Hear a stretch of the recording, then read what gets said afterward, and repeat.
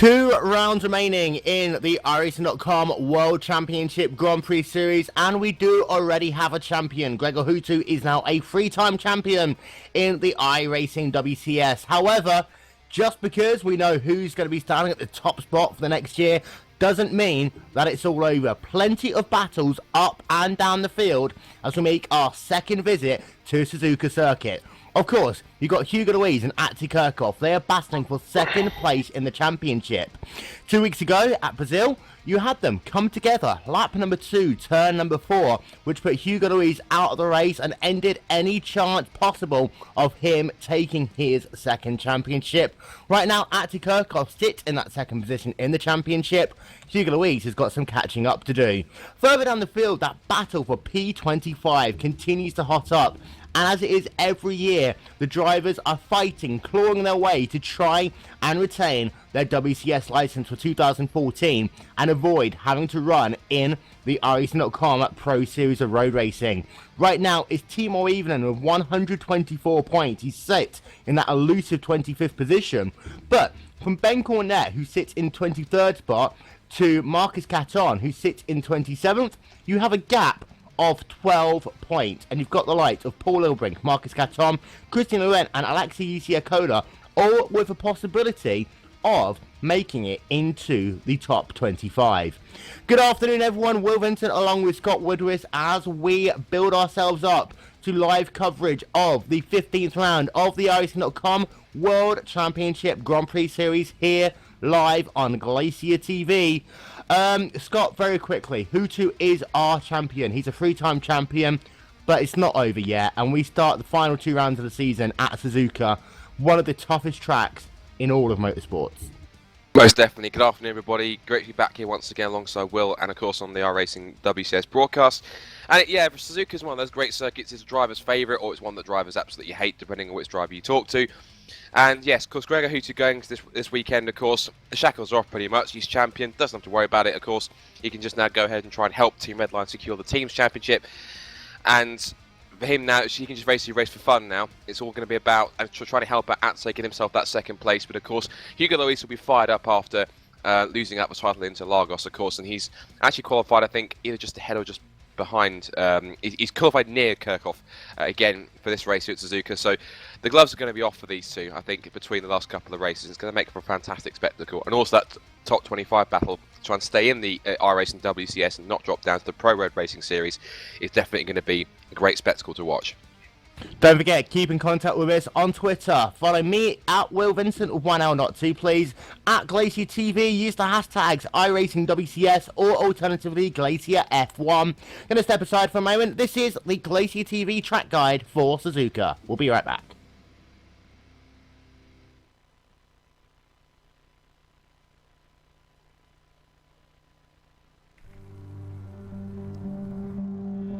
Will Vincent here with a look at the Suzuka International Racing Course set in the heartland of Japan, about 400 kilometers away from the nation's capital, Tokyo. Now, Suzuka is set in the Michan province of Japan, and it's a track of just under 6 kilometers in length, 17 corners. Lap record held by Kimi Räikkönen set in 2005 with a time of 1 minute 31.540. This track is all about speed, precision, and also having every part of the car set up working together in absolute harmony. You see, as we look down the start-finish straight, actually a downhill gradient, which is going to make starts and also getting our pit road very interesting. Narrow as you work yourself down into turn number 1. You'd lift off here before slamming on the brakes to get yourself down into turn number 2. Now you come to perhaps one of the most critical parts of the racetrack, the S's. You enter first on the left, use a little bit of curb but not too much. But each of these parts you've got to get absolutely perfect, and they work together, bringing you into a sequence of corners. And you exit it, you can gain yourself about half a second, but you can lose yourself just as much time very, very quickly. Working yourself now through the Dunlop curve. It's an uphill corner, and then you can really put the power down as you work yourself through the first and second parts of the corner before you get now down into the dangers. Danger 1, flick it to the right hand side, then slam back on the brakes to danger number 2. Use a little bit of that curve on the inside, use a lot more on the outside if you want to. Go go underneath the bridge now, and now you head down into the hairpin. You can't really brake in a straight line here. You've got to turn while braking and be hard on the brakes as you get down. Slowest corner on the racetrack right now. You've got to get out of it with good speed so you can work yourself on this run down to Spoon Curve.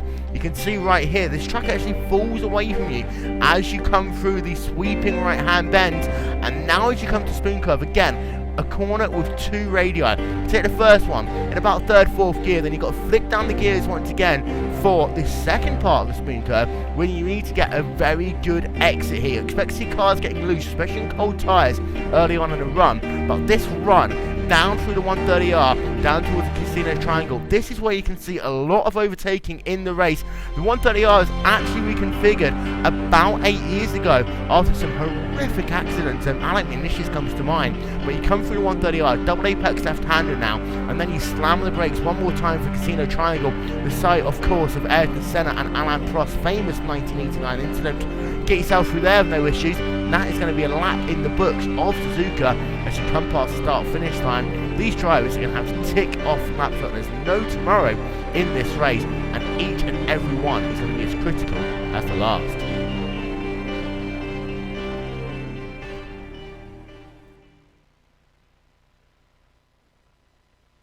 So welcome back to Glacier TV's presentation of the 15th round of the iRacing.com World Championship Grand Prix Series from Suzuka Circuit. That was your track guide, your track guide even. Let's take a look at the championship standings as they are coming into this round. Gregor Hutu, as I say, is the champion. He has 150 points difference between himself and Atsi Kirchhoff, who now is second place in the championship. Hugo Louise, 11 points back after that snafu that happened at Interlagos just 2 weeks ago. Fulvio Barazini in 4th, Jake Sturgis in the 5th position. Having a look down, Stephen Michaels still running well in the top 10. You've got Luke McLean, Mo Garfido rounding out your top 10. Having a look down as well, you've got a couple of people who's fallen off a little bit. But Ilka Hapala in that 13th position, Scott. What a great qualifying by him here today at Suzuka. Let's not forget, he will be starting in 2nd position for this race. One thing we have to make clear, of course, is that, of course, because iRacing doesn't simulate kind of dust and dirt offline, and of course it has, even though it has modelled the different kind of bumps and the laser scans they have for iRacing, it doesn't necessarily mean that you're at a disadvantage on the inside of the track, because I've seen it in other sim races that I've commented on recently at Suzuka, is that effectively it can prove as an advantage. If you get a good enough start and pull alongside whoever it is alongside you on the front row, there is a chance that you can take the lead, but obviously, Gregor Hutu is a brilliant starter. That's why he's a 3-time world champion, of course, and why he's been so successful as he is. So, you know, he wouldn't be a bad start. He wouldn't be that if he was a bad starter. So, but yeah, Elgar Hapler's got a great chance to take some crucial points today to try and move himself up, potentially near to the top 10. He's not too far away from the likes. He's 2 points behind Yudo Narumi. He's only about 8 points behind Andre Butcher. So really, if he can get himself a great result today and outscore those guys, even Morgarfino he could do if he can do that. He could really put himself into contention to pop into the top 10. So that is a great drive for him to do that. I think other drivers who we think to look out for, people like Enzo Benito, possibly down in P20, he could try and move up, because that's actually pretty tightly compact. If you look at the likes of from 15th downwards, you've got Simon Cattell, Jason Lovett, Yoni Tormala, Dion Verges, Max Del Orco, and of course you've got Enzo Benito and Miguel Martin, and even Jeremy Booterloop as well. It's only about separated by about 16 points or so. So any decent result from any of those guys could really shake up the bottom end of the top 20. So that could be a really key battle to watch. And of course we've got the battle for the top 25 to fight off relegation and to keep yourself in the hunt for a Pro WC license. So as much as the front of the grid is, of course, it's key because you've got Kirko versus Luis, I'm actually thinking we're going to see some fantastic battles down at the bottom of the top 10 and beyond, I think. So a little under 10 minutes now until lights go out for the 15th round of the championship. And as far as it goes out front, you talk about Hutu, you know, he's just blisteringly quick in qualifications here today. You know, light speeds ahead of anyone else. Talk about like shackles coming off. I think he really did show that there. That he might have been racing a little bit left in reserve. 4 tenths of a second almost between himself and Ilka Hapala. But Hugo Luis did struggle a little bit in qualifying. His first 2 laps were only 1 minute 29.4s, which would have put him down in the range of Mighty Patillo, Stephen Michaels, almost outside the top 10. So maybe Hugo Luis might have just had to hold something back a tiny bit on that final run, so the gap might not be fully representative. That's true, but of course, you know, Hugo Luis has to try and go out there to get as many points as he can. Of course, that's the whole point. He has to go out there and try and you know, help subsidise his second place in the championship. So he's got to go out there and do as much as he can. But I think the fact that he can't afford to hold back at all, especially at this point in the season when you're in a championship battle for second position with Atsej Kirchhoff, who, with the form that he's on, is absolutely incredible. And I've seen Atsej Kirchhoff race before, and of course I know exactly how quick he is, even against, there are drivers out there who are as quick, if not a little bit quicker than obviously Atsej Kirchhoff, including the likes of Gregor Houtu and Hugo Luis, obviously. But Hugo Luis has got to try and go out there and just try and keep it on the road this time and not get caught up in too many incidents. Of course, the incident with Interlagos wasn't his fault. I don't think it was really anyone's fault. As I said, Kirchhoff didn't mean to do it. Didn't mean to go off because it was a tricky situation in those circumstances. And obviously Luis had nowhere to go, so that was really unfortunate what happened to him. But at this point in time, I think Luis can't afford to sit back and just rest on his laurels, because he knows that Kirchhoff is on form at the moment, and he knows that he's going to be gunning for that second place. He needs to basically drive the wheels off of that My3 ID car to try and make sure that he can secure that second place in the championship. Don't forget, Twitter. The hashtag is iRacingWCS if you'd like to get in contact with us at any point over the course of this race. Cars have got a little over 6 minutes left of practice. A lot of these guys would have spent a lot of time on qualifying here, especially those guys who are kind of in the bottom half of the top 25. On a track like this, passing can be difficult, so a good qualification is important. We did see on our last visit here, however, very easy to put a couple of wheels offline and end your race. These guys, they're gonna have to really get a good start, fall into line, and I think today, I always talk about strategy being important. On a track like this, strategy could be critical, because if you got a fast car and you can't get past, you're losing a second at least every lap. Well, the thing about Suzuka is that it's not only a very tricky circuit, it's quite a high-speed circuit in many cases, because you've got a lot of very fast and flowing corners. They've got the section of S-curves behind the pits as well after the first 2 corners. You've then got corners like the Dunlop curve. The Degner curves are very quick as well, even though they're quite an odd angle. You've got the run-through spoon curve. You've got the treacherously fast 130R, which they had to reprofile that corner back in 2003 after Alan McNish and the Toyota had a monumental accident. I was watching it earlier this morning just to have a look to see just how big it was, and as a result of that incident, that's why they reprofiled it. That's why it's not as tight as it was before. So this is going to be a very front-limited circuit, of course, in terms of tyre wear. So there's going to be a lot of strain on, mainly because it's a clockwise circuit. There's only going to be a lot of wear on. It's going to be quite equal because there's a lot of right-handed corners rather than left, but it does go in a clockwise direction. So I think tyre wear on the front's going to be fairly equal, but there's going to be a lot of it compared to the rears because it's a front-limited circuit. But at some points, it's also a very narrow track as well, especially with the run-through corners like the Degner curves. Of course, the S-curve behind the pits are very narrow too. So, there's not really that many proper passing spots. There are places you can pass, like the 130R into Spoon Curve, into the hairpin, or the first corner, into the Casio Triangle. But the Casio Triangle is probably the passing spot because you're approaching there. You just come through the 130R flat. You're probably approaching at some 180, 185, maybe 190 odd miles an hour. Down on the brakes, down to this very sharp chicane. So that's going to be crucial to watch passing there. And of course, who can forget 1989 down at the Casio Triangle, Ayrton Senna and Alain Prost. The following year, down into turn number 1, championship decided twice at Suzuka in 2 years. And of course, who can forget 2000 even, Michael Schumacher in that kind of wet, dry race, finally ending Ferrari's pain and getting himself his first Ferrari championship. Let's run through the grid.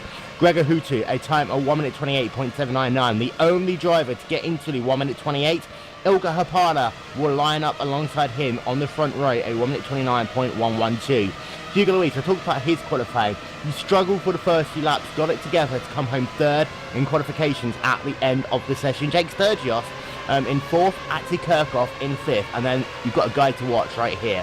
The number 67 machine of Alex Simpson, the highest placed qualifier of a pro driver all season long. In fact, I think he might actually be the second highest placed pro driver, a non-WCS driver, in WCS history to qualify after Ricky Alatalo. Martin Kroenke in 7th, Mogar Philo in 8th, Martin Filler in 9th, and Stephen Michaels round out your top 10, with David de Corps in 11th, Yudan Arumi, the hometown hero, in 12th, Jason Love at 13th, Matis Egger in 14th, Enzo Benito 15th, Simon Kittel 16th, Yuhu Abe, another Japanese driver, in the 17th positions, Michel Mansuni, Andre Borcha, and Christian Loren round out your top 20. The rest of them coming up on your screen, and I am noticing here that by my watch there are 1, 2, 3, maybe 4 pro drivers here today. Late on in the season, the pro drivers, they do get a chance to race in WCS competition.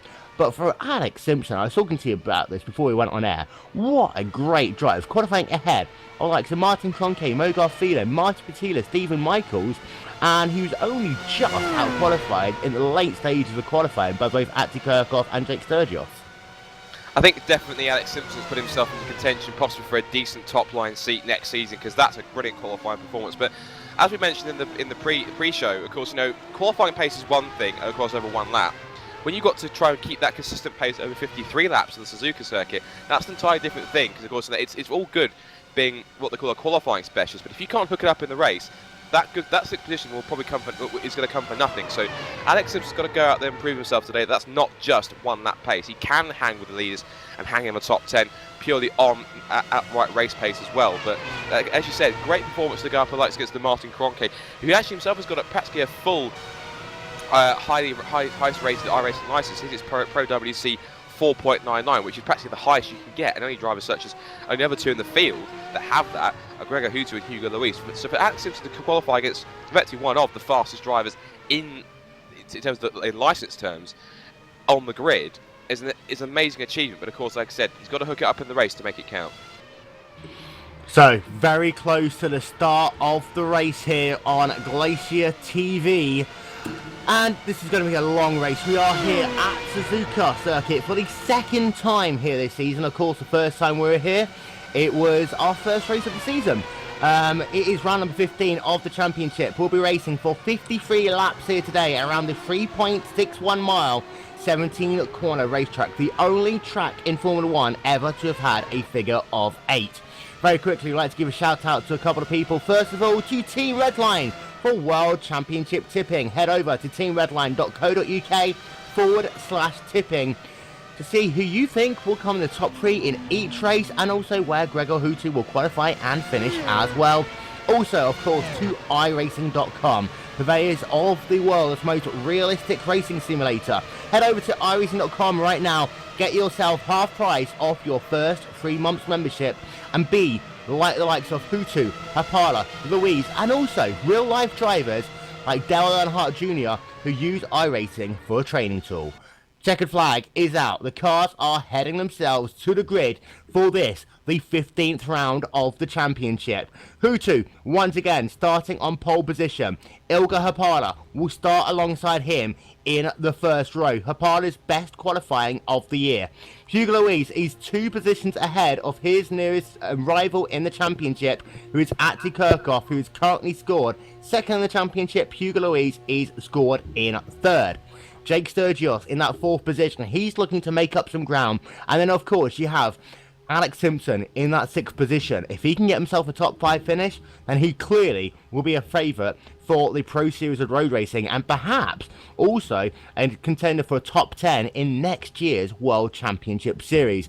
We are waiting for the lights to go out. By the way, lights out is a thing by Bernie Eccleston, not by any of the commentators. I just found that out. The lights are about to go on. The iRacing.com gantry racing for 53 laps. The lights are out, and here we go. At Suzuka, the cars all storming down into turn number 1 for the first time. Hutu gets a good start. Hapala doesn't get a good start. Hugo Luis around the outside him as they come into turn number 2. Contact there, and Hapala's turned around. We've got carnage all over the racetrack. Mogar Philo is involved in that. We've got more drama. We've got 4, 5, 7 cars involved in this here. Yudan Arumi has been turned around. We have got ourselves Dion Verges has been able to get through. Pablo Lopez is out. Max DeLorco is out. It looks as though we've got Matis Egger out of the race. Jason Lover has got issues. Ilka Hapala has got issues. and that is the biggest incident we have seen all season long, and that started with that incident between Hugo Luis and Ilka Hapana. Hapana went offline, and it caused a huge chain reaction, which has taken out about 7 drivers in this race. Scott, turn 1 can be crazy, turn 2 can be even more crazy. That is the worst crash we've seen all season long. Oh, that's such a shame. Ilka Hapana, such a brilliant qualifying, and that really has just... Well, well, I'm speechless of that one. Effectively, it all comes to nothing. His great qualifying effort lasted all of, what, 2 corners? But that's really unfortunate to see that. And of course, the benefactor of that, actually the big benefactor, Alex Simpson in P5 now, but under pressure so far already for Stephen Michaels as they head down the back straight towards the treacherous 130R for the first time. And already Michaels is putting pressure on Alex Simpson down towards the Casio triangle.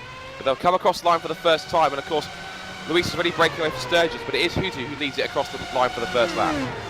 So Gregor Hutu, as we expected, a good start in that number 1 Team Redline car, and Hugo Luis is about 7/10 of a second further back. Hugo Luis will have to keep an eye out to see whether or not he gets a penalty, but Stephen Michaels has been able to get himself past Alex Simpson, so the number 67 machine is back down into the 6th position. We'll run through your top 10 as it stands right now. Hutu from Luis is about 8/10 of a second on the racetrack. Jake Sturgis in 3rd.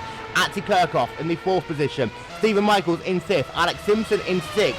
And then it is Enzo Benito, Jason Lover, Andre Borcher, and Christian Laurent who round out your top 10.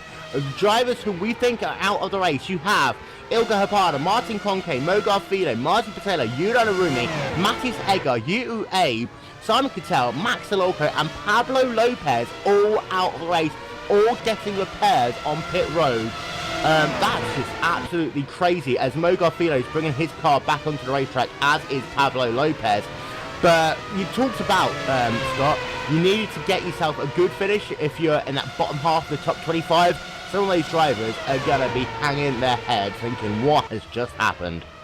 Well, effectively, he's also going to put their blood up, so effectively they're just going to go for broke now, right now. This is going to be a really key point in this race to go one, as you've now got a fight for P12 going on in front. That is because I was watching that just earlier on between Michael Gorman and Yoni Tormala. And behind, look at the seething pack behind them as they head down towards 130R. So the midfield is actually very close and packed as we see Tormala just looking to the inside through 130R, just danced out to have a look, but Tormala was nowhere near and close enough to try and make a move. But he'll stay on the slipstream onto the pit straight. But those guys at the back of the field who are now a lap down, who are still in the pits getting repairs, of course, like Ilka Hapana, Martin Patel, in fact, they're all out of the race, it looks like, because in fact, the likes of Cronke, Lopez, in fact, and Mogar Filo, those are the 3 guys that have managed to get out and escaped that first lap melee. And of course, they're going to have a mammoth task ahead of them to try and make it through. But already we're seeing, just at the front I'm watching, that Hugo Luis is actually keeping Gregor Hutu within a second gap, and also he's bringing Jake Sturgis with him, and that's in Kirchhoff too. So there's a breakaway pack of 4 now, with Stephen Michaels in P5 just ahead of Alex Simpson. Of course, he's still hanging on to that P6 spot, and with Enzo Benito closing in now in P7. So Alex Simpson doing well at the moment in the initial couple of laps to hold on to his top 10 spot, but you have to wait and see if that is going to be justified. Seems to have the pace at the moment, but of course as the tyres start to wear through and we head towards pit stops, that could definitely all change. Indeed, and Hugo Luis, I'm having a look, he had lost about a 10.5 of a second through sector 2 there to Gregor Hutu, so the gap right now is about 9/10 of a second. Of course, this long straightaway might help Hugo out a little bit, and as they come down into the triangle for the 3rd time in this race. You're right as well, Jake Sturgis is right there. He's just 6/10 of a second back from Hugo Luis, and Atzi Kirchhoff is about a second back. It looks as though it might become a 3-car breakaway unless Atzi can really drive hard for the next couple of laps. And right now, I think Hugo is actually going to be very happy that he's got Jake Sturgis as a buffer between himself and Atzi Kirchhoff. So as I say, Gregor Hutu, Team Redline first. Second place is My3ID's Hugo Luis, and then it's Jake Sturgis for Inex Racing in 3rd. Then the second second Team Redline driver of Atzi Kirchhoff in the 4th position. Stephen Michaels rounds out your top 5. But it does look as though that Hutu is faster in the high-speed corner section of the racetrack. Hugo Luis is better in a straight line, and also he's a little bit better than they're coming on here into the hairpin and at the end of the lap into the triangle. So if Hugo Luis can get close enough, I do think he'll have the advantage down into the Casio triangle to try and make a pass.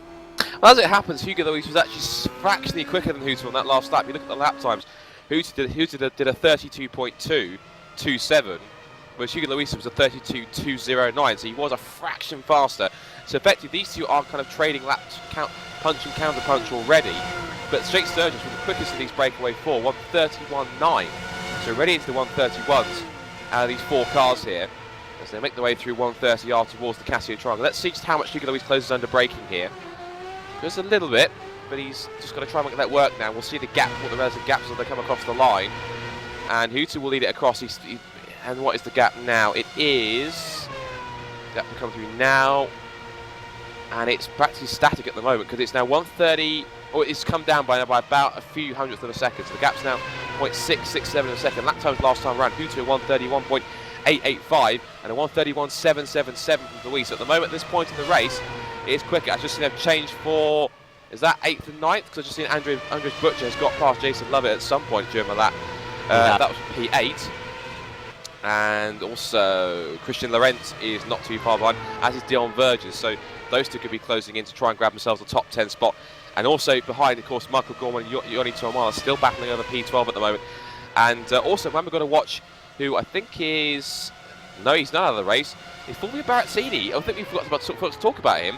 Start at the back of the field, and he's trying to carve his way down. He's up to 23rd now. Just got himself past Joao Cardoso at turn 1.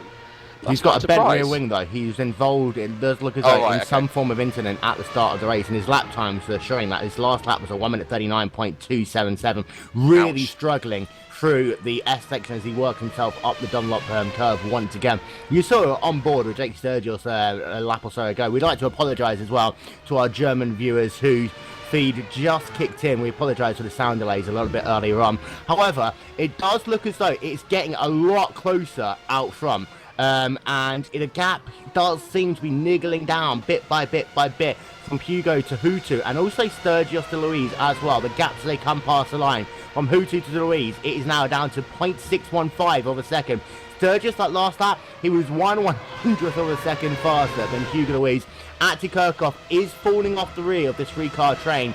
His last lap was about 0.5 of a second slower than Jake Sturgis in the third position. So if we think about live championship standings right now, Hugo Luis would move back into the second place in the championship. Kirchhoff would be relegated back down into the third position. I'm having a look right now, however, down towards the bottom end of the top 10 between Jason Lovett and Christian Laurent, because Laurent is catching Jason Lovett right now. The number 47 machine of Jason Lovett driving for IMX Racing, and the number 40 machine of Christian Laurent. And it does look as though that Laurent, it closed up last lap by 0.3 of a second. The gap right now is 0.9 of a second on the racetrack, and Laurent's car does look to be handling very well. Just see Michael Gorman actually go very wide at the exit, the second Degner curve there. He's dropped all the way down. Where's he dropped down to? He's 18th place. He's lost 6 spots as a result of that. It's pretty incredible. So, but that was just, I just saw him just shooting off in the background. I thought, whoa, there goes a rare car. But what you got to worry about, of course, is Christian Laurent. He's got Dion Verges to worry about in P11, of course, and he's actually bringing him with him to try and close in Jason Lovett. So we'll have to wait and see how that battle plays out. Just quickly back at the front, leaders are coming across the line once again, and what is that this time around? Because, of course, the top 3 all in the 1:31.6s, but Kirchhoff only setting the 1:32s. Does now set at 1:31.6, so he's now got the gap down 2.7 seconds. And Luis that time is 1:31.671 for Hutu, 1:31.569. So Hutu, as we said, is just slowly losing that lead bit by bit as Luis starts to chip away at that advantage that Hutu has. And of course, Luis, he's free to race. He needs all the points he can get. Whilst Ati Kirchhoff is in 4th position, Luis, he needs a victory today, of course, and the only way he's going to do it is through that man in front of Gregor Hutu, the now 3-time champion, and that would have really got under Hugo Luis' skin. You think, right, Gregor, you're champion, but your time is over, my time is now, and I need to try and get myself these 2 victories to secure second ever championship. I'm not going to let your teammate take it away from me, so he knows exactly what he has to do this afternoon. And for both of those drivers, it was their fastest lap the last time. But I'm going to show you a replay of the start of the race. We're going to show you this from the perspective of Ilka Hapala. And as you say, it was a good start by Hutu. And Hapala did look a little bit sluggish off the line. That allowed Hugo Luis to go alongside him on the outside, coming down into turn number 1. And it just looked as though as they came down into turn 2, there's a tiny bit of contact between himself and Hilka Hapala, which then caused a chain reaction behind him, and we'll get the GlacierTV super slow-mo up. And what that did is because of the fact that you had Ilga Hapala sideways on the racetrack, it caused that huge concertina effect behind him.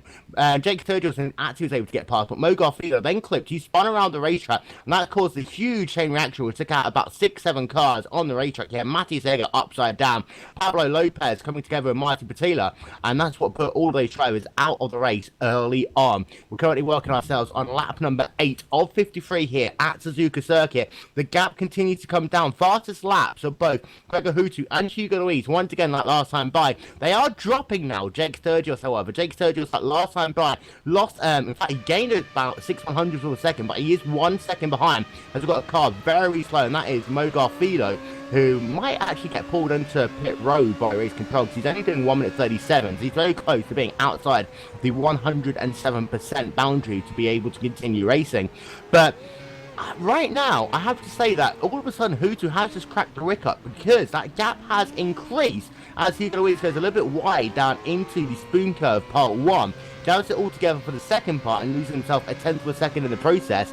Hutu does look as though he pulled away a tiny bit that lap, and that could be the dirty air coming into play now, Scott, because you get into about half a second behind, especially into that S section at the start of the lap. It is very difficult to be driving behind another car with all that dirty air coming onto you.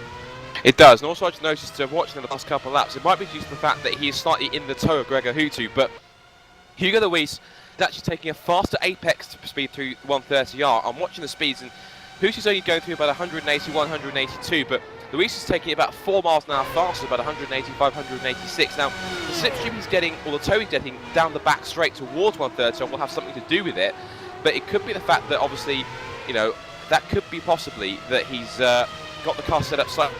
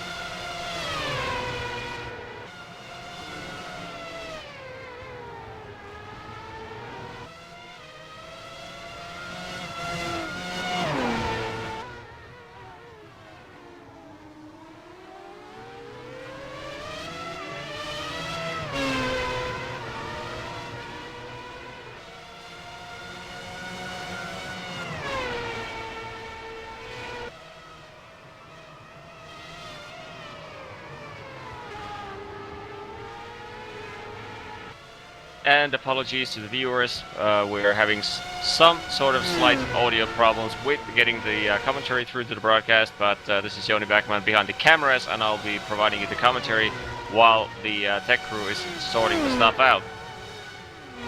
Currently watching Gregor Hutu and Hugo Luis, the top two of the race, completing lap 9, with Luis desperately trying to decrease the gap between him and Hutu across the line this time around, and the times are 31.1 for Hutu, 31.2, 3.5 for Louis. So 1 extra tenth. Hugo loses to Hutu this time around, and the gap at the line 0.490 seconds. And it seems like we have Will back, so go on, Will. Yeah, we'd like to apologise for the slight issues that we had there from Suzuka. We are back now with full audio feed. We'd like to apologise to our German viewers as well. He might not be able to get all of this up. However, it is Hutu still leading the way. The gap is about half a second on the racetrack between himself and Hugo Louise. They're just in third. We've got Ati Kirchhoff in the fourth position. Stephen Michaels in fifth. Alex Simpson in sixth. Enzo Benito seventh. Andre Borch in eighth. Jason Lover in ninth. And then Dion Burgess. He rounds out your top 10. We're going to run through all of the retirees in this race so far. We have Hal Cordasso, who scored 5 laps out and out of the race. Simon Cattell, David de Korps, Max Salorco, Ilka Herpalo, of course, started in second position.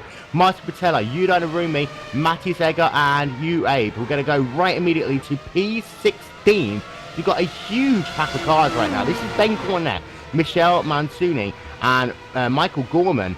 And Mansuni's all over the rear of Ben Cornet in that number 14 Team Redline car. Of course, for Cornet, he's only scored in the 23rd position in the championship right now, and he does need to kind of pick up that pace to ensure that he doesn't need to run in the Pro Series a little bit later on this year.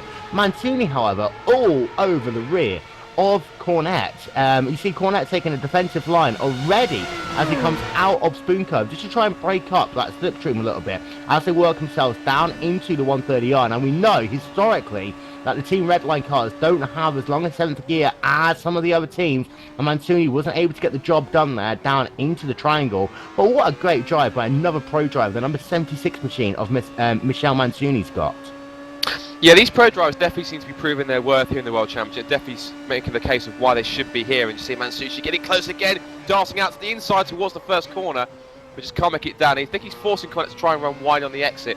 Couldn't quite make it stick. In fact, look at that. Cornet actually took advantage of that and actually pulled away ever so slightly, created a little bit of a gap as a result of Mansucci's enthusiasm, shall we say, down towards turn 1. Of course, don't forget we've also got the likes of Michael Gomez as well. Also, Christian Lorenz actually dropped back down the order. I'm pretty sure he was higher up the order, so it looks like he's made a mistake. In the top 10. He was, so I'm not quite sure what's happened. Maybe he had a mistake or something. I don't think he's had to pick, so he would have lost a lot more time than that. So he's obviously made an error at some point. In fact, we're getting information that Mancusi. Okay, thank you very much for that. I just had something in my ear just telling me how to pronounce Mancusi, so thank you for that. It's Michele Mancusi, there we go. So, but yeah, Christian Lorenz actually looks like he had a mistake somewhere, as the same as Michael Goman did. Because we saw Goman go off earlier on the second Degner curves. So I'm sure that Christian Lorenz full on foul to this circuit as well. And this is not a circuit that's very easy, of course. It's very. I've seen other sim, as I mentioned earlier on. I've seen a lot in other sim races that I've commentated on recently that happen to be at Suzuka, where a lot of corners where if you just get it right a little bit onto the AstroTurf, it can go wrong very, very quickly. So we'll have to wait and see how that works out. Now I'm watching also just back in P19 a switch between Andrew Slocum and Miguel Martin, and Slocum couldn't get his so that was Laurent and Slocum, sorry. And Slocum's looking very fast. He's pretty much the only radical driver left in the field, because you had Mo Garfilo out early on in the race, and also Pablo Lopez. I say they're out. They scored laps down right now. Pablo Lopez is currently scored in the 23rd position, and then you have Jeremy Bouteloup, who scored in the 24th position, and Mo Garfilo scored in the 25th position. All had issues early on today. So Andrew Slocum is the highest placed radical driver, the only radical driver in the top 20, which is rather a horrible sight for Andy Kane, all that team to see. But I also saw Enzo Benito say he went off at Denga 2 a little bit earlier on in this race, and he fell back by about a second and a half to Alex Simpson in that battle for the 6th position on the racetrack. And a lot of drivers are getting issues coming out of Denga number 2 in this race.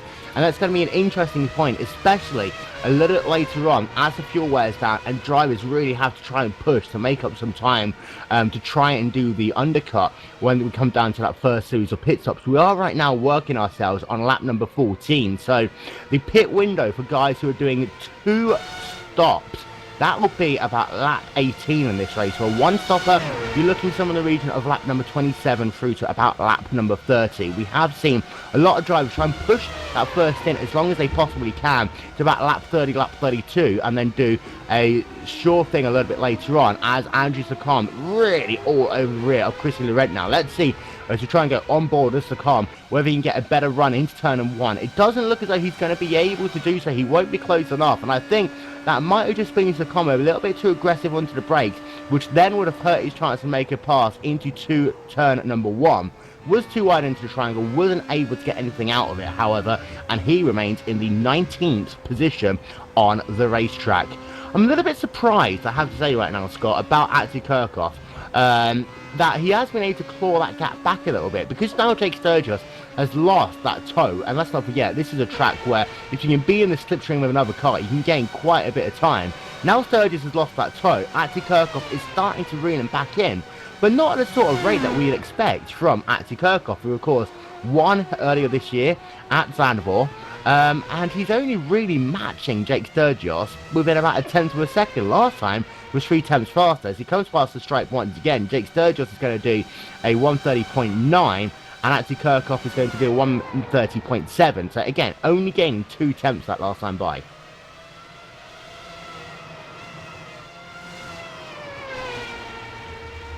In fact, we have now just lost Scott, but in the meanwhile, it's all going wrong here. I'm here, sorry, mate. Like a clock, I left my mic muted, but there we go. Anyway, moving on. Yeah, Kirchhoff. I was watching on board with him at the moment, and it must be agonising, because you can see the 3 cars in front of him. You can see Husu, you can see Luis, you can see Sturgis, but it must be agonising that he's not actually making that much ground. As we've now got, Mancuse's now got past Cornet, and that must have been into turn 1, so he's finally got the job done. That was for P15. I'm sure Cornet will want to try and get back in him as quickly as possible if he can.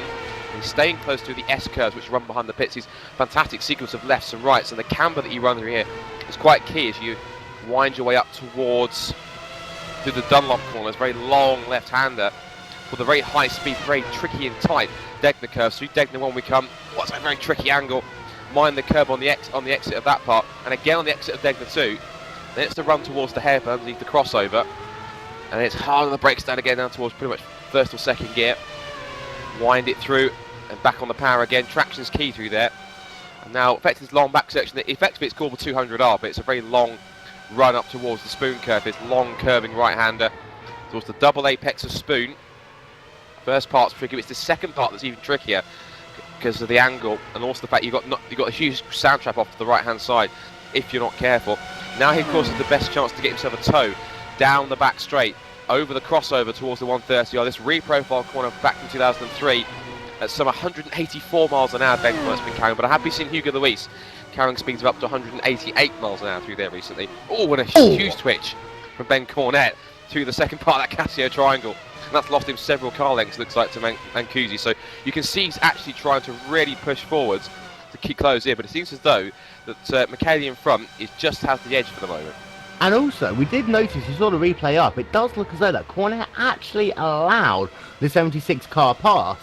And we're getting a couple of comments on Twitter saying that, in fact, Mancusi just beat Cornet into submission and Cornet let him go. It could also be that Cornet just wants to save a little bit of fuel, wants to save a little bit on his tyres. It just wasn't worth running that defensive line on a high-speed track like this.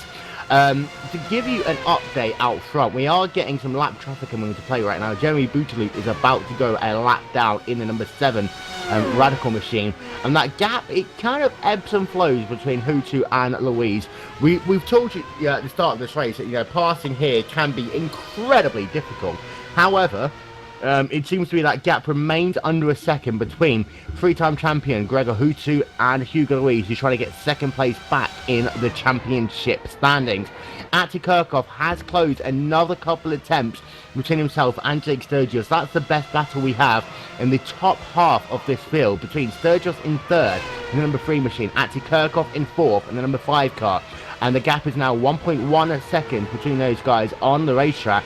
Stephen Michael still runs in the 5th position, of course. He got himself past Alex Simpson on the 2nd lap of the race, which moved him up into the 5th position. He stayed there since then. Alex Simpson is still running in that 6th position and now has opened up a 4-second gap to Enzo Benito. So we talked earlier on about the fact that perhaps Simpson might struggle with the pressures of running the WCS. It does look as though that Benito is more struggling with his tyres in the middle portion of this run. Andre Borcher is still running in the 8th position. He's 7.5 seconds back from Enzo Benito. Jason Lovett is a further 5 seconds back from Borcher. Dion Burgess runs out your top 10. He is about a second behind Jason Lovett right now. There's a couple of things that I want to talk to you about, Scott. The first one, that instant, the melee in turn number 1, that really would have confused some of the strategy for some of these guys, especially if guys were on low fuel. Then they're pretty much stuffed because of the fact that they would have needed that start of the race when the cars are all packed closely together to find their way through drivers, picking them off one by one by one by one.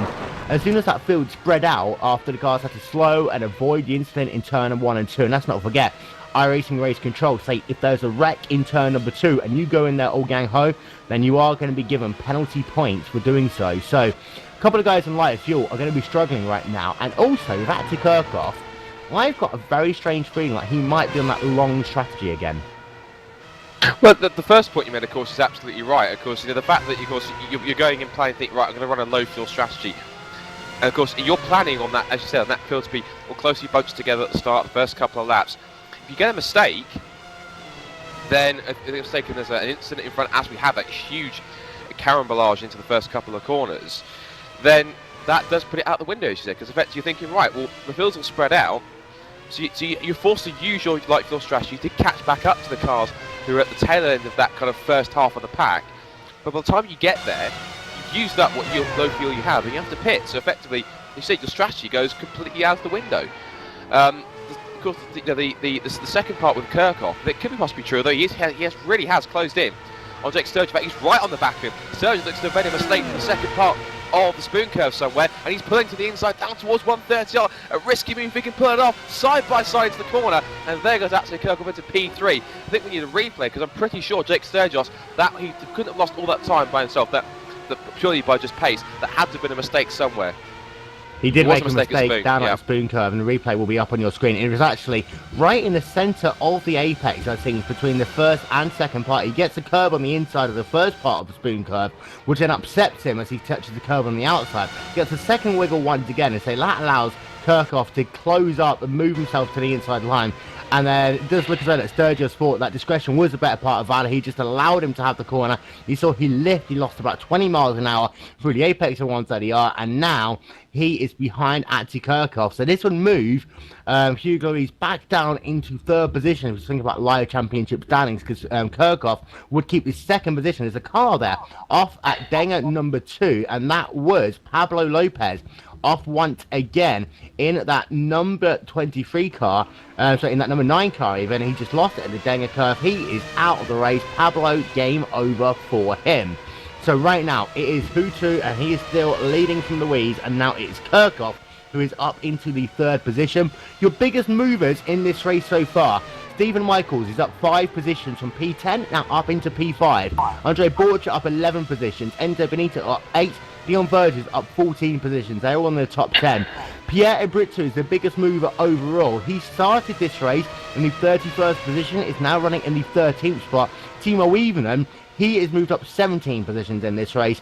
And the biggest loser, well, that's got to be Mogar Filo and Davide Corpus, really, who have lost 17 and 18 positions respectively. Martin Kroenke, he's also now down into the 22nd position. And of course, you have the guys who retired. Ilka Kahapala, technically, he's down 33 positions because, of course, he started 2nd. He's going to be classified as last in this race.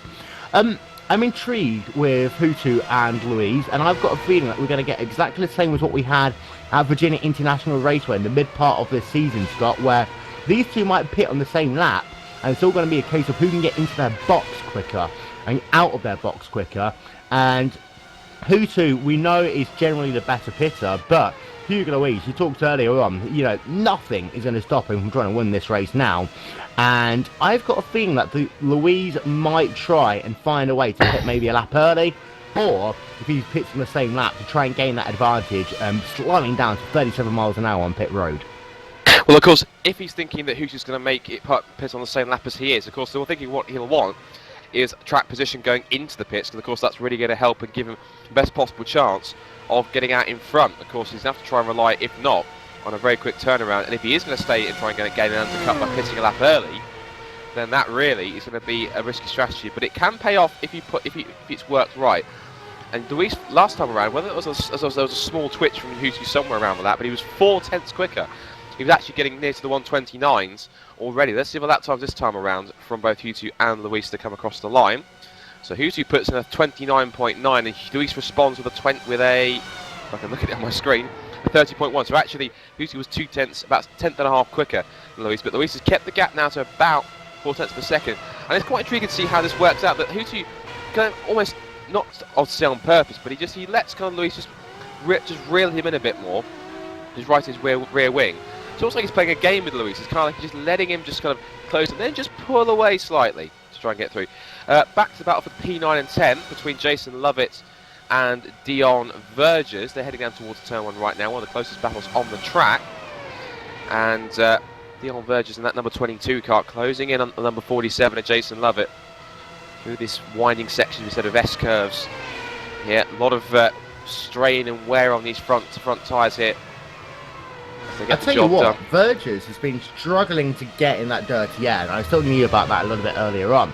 But once you get within about 5 tenths per second, especially that first sector, and you could see what was happening there with Dion Vergers. He couldn't take the line he wanted that car. We're just pushing himself slightly off the racing line. And you're only talking about, at this high level, a couple of hundredths of a second per corner. But it really can show for it. And you see now, Vergers is able to close that gap a little bit, narrow it onto a faster part of the racetrack. Technically, this corner is called the 200R or something, which is ridiculously named, as they come down into the spoon curve once again. And Vergers, I think right now, he's not really been pushing that car too much. The same way that Jason Lover, I don't think, has been pushing this car too much. And while that's all been going on, Timo Evening has been able to start catching Dion Vergers just a little bit. The gap right now is about 1.9 seconds on the racetrack. So even needs to carry on pushing in one of the other INX cars. So Jason Lover, you could almost say he's backing Dion Vergers up just a tiny bit into Timo Evening. So as we get closer to pit stops, and it does look as though everyone is on a one-stopper. That was Michele Mancusi, and he's had a huge moment. Sorry about that. Well, through 130R.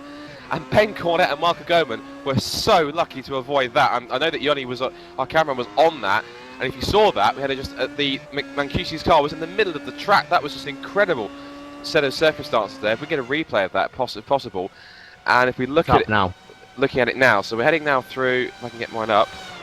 So he heads now up towards 130R on mine. He just lost too much speed in that friction racing car for some reason. I'm not quite sure what happened to him. He came into the corner. End. Yeah, we're going to get a replay. We're going to go on board with him. And he just came into the corner and he just clipped the white line a little bit on apex. And then that rear end just came around for him. You see, we'll get the super slow-mo count up now as he's into the 130R. Clips that white line you see on the entry of the corner. The rear end steps around, somehow avoids hitting that retaining wall on the inside of the corner. And then he does exactly what every race driver should do. Just keep it in one place. If he was to try and turn that car around, we would have had a 3-car incident, guaranteed. But he is back onto the racetrack, and he is now in P17. But he lost about 7-8 seconds in the process there to Ben Cornett and Michael Gorman. By the way, Gorman in the Ferrari Azura racing car is now very close to the rear of Ben Cornett as they work themselves down into the 130R once again. And Gorman, we know that the Ferrari cars can be very good in a straight line, and I'm having a look, and Cornett isn't that fast once onto the straightaways, and this could actually be an interesting opportunity. Gorman does get a very good run out of the triangle as they work themselves down towards turn number 1 once again. He's not going to be quite close enough, but if Cornett has an issue into turn number 1, then he'll be right there with him to 2, and not going to be quite close enough. But Gorman really putting the pressure onto Ben Cornett right now as they work themselves onto lap number 23 in this race. And once again, I see Enzo Benito going a little bit slowly. He is losing some time right now, and a couple of drivers still struggling down at the second dinger. We've had Pablo Lopez into the wall now. We've had Enzo Benito, he had that issue. A couple of other drivers had issues in that second dinger, and Yordi Tamala is now off on the racetrack in the number 42 car. And he had an incident with Pierre Ibrito. We're going to get the replay up on your screen. And actually, it was Tamara who lost it all by himself into the Dunlop curve. and then as he tried to slow that car down, it stopped doing that slide. Then Pierre Britsu just had nowhere to go, and he tried to hit the inside line. The door closed on him, and he is going to be out of the race. In fact, he might get some penalty points, I think, Tomada, for that, Scott, because Tomada's car kind of came to a stop, and he kind of stopped that car, and then he kind of moved it to the inside of the racetrack again.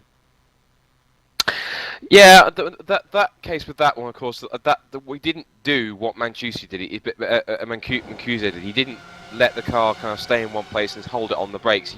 He seemed to let the car just roll back into the path of the driver. I think that's of course exactly what we're talking about. He's caused what we didn't want between, of course, him and Ben Cornette and Michael Gobin, which was a incident involving another car. So I think really, Urbis is the innocent party there. Of course, he really just comes along minding his own business in clean air, and all of a sudden he finds Tomada's car wandering into the path, halfway across the track. So that, I think, is not something which he wasn't expecting it. At the same time, he won't have appreciated it either. So I think he's probably going to have some stern words with Yoni Tomala about that. But it's just common sense. It's just it's on track etiquette. Don't do your utmost not to try and involve other people in your incidents. It's as simple as that. It's an obvious thing, and obviously Yoni thought he could try and wheel it. I can see maybe why he was trying to move across, because the idea was to try and get it off the track as quickly as possible if he could help it. But of course, that's a dangerous strategy when you've got cars such as these Grand Prix cars here, reaching speeds of 180, 190 odd miles an hour at some points. When you've got them bearing down you so quickly, of course, you haven't got very much time to react. When if you're going at that speed, you haven't got much time to react to anything that's in your path, especially if it's stationary or wandering. So you have to try and pick whichever line you're going to take and stick to it, and hope that it's the right one, hope you've made the right decision. So, I don't know, I think Yoni definitely will face some reprimand for that, or some kind of repercussions, but yeah, I think it's just unlucky for Pierre Urbis there. He really was, obviously didn't expect it, and obviously he's had to suffer the consequences as a result, unfortunately. Hugo Louise is falling back once again. He is now back. The gap is back up to about 8 tenths per second between himself and and Gregor Houtu in the battle for the race lead. Artie Kirchhoff is starting to actually reel in Hugo Louise, but it's at a very slow rate, just 2 tenths of a second that last time by. The gap is 4.6 seconds on the racetrack.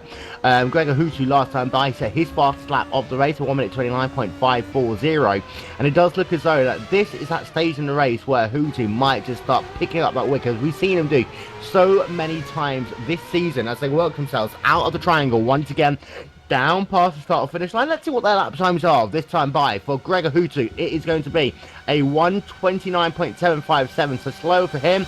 And Hugo Louise now set to fastest lap of the race. He goes purple with a time of 1 minute 29.526. Artie Kirchhoff, a 1 minute 29.610. And those top two drivers have been trading fastest laps literally since the lights went out at the start of this race. But Jake Sturgis is still hanging on to the rear of Artie Kirchhoff, and we know, and I've said this many times this season, we know that in a straight line the Onyx cars are by far the fastest cars on the racetrack, and Jake Sturgis has always been one of the fastest cars in a straight line. However, it does seem to be as though that they're just losing a little bit too much in the twisty sections of this racetrack, stuck behind Artie Kirchhoff, to really have any form of a positive impact once they get themselves onto the high-speed sections. You see right now, the gap's about 6 tenths of a second. In fact, we'll try and go on board with Jake Sturgis as they come out of the spoon curve. And you see pretty much a half a second right now as they work themselves through the spoon curve itself. And then they come out of it. This is where Sturgis is certainly one of the fastest guys in the series, as they work themselves through down towards the 130R. We talked about 186 miles an hour for Hugo Louise, taking it 187, 186 miles an hour down into the triangle, and he's about 3 miles an hour faster in that straight line than Artie Kirchhoff. But it does seem to be in sector 1, Scott. Jake can't do anything about that Team Redline car at all to really be within touching distance once he gets onto the part of the racetrack that Jake Sturgis is better. We'll see it now, because they're coming towards the first corner and up towards the S-curves. Just that prominent effect of how much having the lower wings does. It's all well and good having straight line speed, but this is a circuit where really it's more about having that downforce in high-speed corners rather than the straight line sections. Of course, yes, you have got the fast areas, as we saw, where it is a benefit, but of course it is a circuit. It's almost a little bit like, you think of Interlagos, where it's got the two different sections. It's got the very contrasted kind of fast section, you've got, of course, the outside of the sweeping straights and the long, fast, high-speed areas that you run on. But of course, then you've got the very twisty, kind of winding sections in the other parts of a lap, where, you know, both aero and mechanical grip are key. And of course, if Jake Sturgis, of course, as you said, he's known for having one of, if not the fastest car on a straight line. But of course, like I said, you come to a circuit like this, and you really do need the downforce to try and help you out. But it is important, of course, it's all about finding that balance between having enough wing to try and to keep the car stable and to keep the car as quick enough through those high-speed turns. But of course, leaving you enough straight line speed down sections like here, down towards 130R, where he's touching just crept onto 190 miles an hour with the help of a small help of a toe from Kirchhoff in front. You know, you have to find that balance, but of course, you know, mechanical grip is as key, of course, as aerodynamic grip in some cases. So you really got to keep pushing on as best you can to make that happen. I'll tell you what, I'm going to interrupt you because Gorman's down the inside of Ben Cornette in the battle for 13th position, and that was a bold manoeuvre, and Cornette is not going to be happy with that. He does have the inside line into the 200R, turn number 12. And look at these three drivers, they're all battling now. Mancusi is going to lose out, but Gorman has been all over the rear of Ben Cornette the last couple of laps. He made that big, bold pass into the hairpin. He just wasn't able to get back onto the power quickly enough. And of course, the next corner, a right-hander, Cornette had the inside line. It did look as though that Gorman's car was a little bit nervous on the outside line. He won't be close enough down into the triangle. He has tried to make the pass here about 3 or 4 times now. Cornette just doesn't allow him to get past. But a good run out of the final corner there for Goman. He might try and make a move down to the inside. You see, he is closing. Cornette is going to go defensive. And I say that's 2 moves there by Ben Cornette. I actually have to say that's 2 moves I saw there by Ben Cornette, because Cornette moved to the inside, and then Gorman moved to the outside, and Cornette moved that car twice, in my opinion. So, I know Cornette's been frustrated in that race, but he is going to have to keep his emotions in check, otherwise he might come under a little bit of scrutiny from the stewards. And also, we're talking about Mancusi. He just brought his car onto pit road, 37 miles an hour for him, as we are now at the halfway distance of this race. And it does look as though that Mancini is bringing his car back onto the racetrack, and he will be classified as the last car on the lead lap. In fact, now he's got 1 lap down. He will be in the 19th position, getting closer to pit stops, however. And last time by, Hutu, once again, showing why he is a 3-time champion, 2/10 of a second off of Hugo Louise, and that's about as big as that gap's been all race long. Yeah, of course, you can see these guys are obviously building up towards pit stops, and I would expect them to be in the next couple of laps. I would have thought if they were going to run a one-stop strategy. Of course, they're on lap 29, of course, if they complete this lap, they've done some 30 laps on the current set of tyres that they have at the moment, and the gap is, of course, stabilising in a second. So Hugo Louis is doing everything he can to make sure that gap stabilises, but as we said, it's pretty much been punch and counter-punch between these two guys at the front, as we've seen quite a few times with them both on track at the same time in this iRacing World Championship Grand Prix Series. And these two, of course, proving why they are 2 of, if not the 2 fastest sim racers in the world. And they are really putting on a show for us this afternoon as they head down towards 130R. And then they head under towards the brakes again for the Castle Triangle. A very tricky little knick-knack chicane here. You go through the right and then just clout the curb on the right. Just touch the curb on the left. And no pit for Hutu this time. Neither Luis. What about Kirchhoff and Sturgis behind? They'll head throughout the triangle now. Kirchhoff stays out, Sturgis stays out. So the top 4 are happy on the compound tyres that they've got. What about Stephen Michaels in P5? Does he go to pit road? Yes, he does. So Stephen Michaels the first of the top 5 to make it into the pits. What about Alex Simpson in P6? He'll come through as well.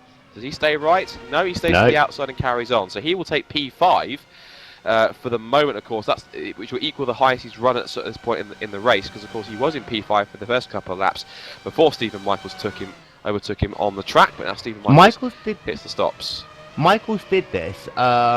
Michaels did this. As by the way, Goman has now been able to get himself back past Ben Cornette. He did complete the pass this time, so Cornette now down into the 14th position. But Michaels did this 2 weeks ago at Interlagos. He pitted about 7-8 laps earlier than any of the top runners, so we'll bear that in mind. We are going to step aside for just a moment before we get on to the main bulk of pit stops. We'll be right back.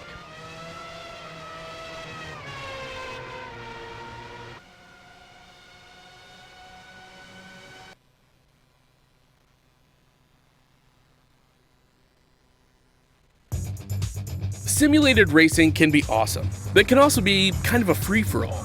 Interestingly, auto racing faced the same problem in its earlier days.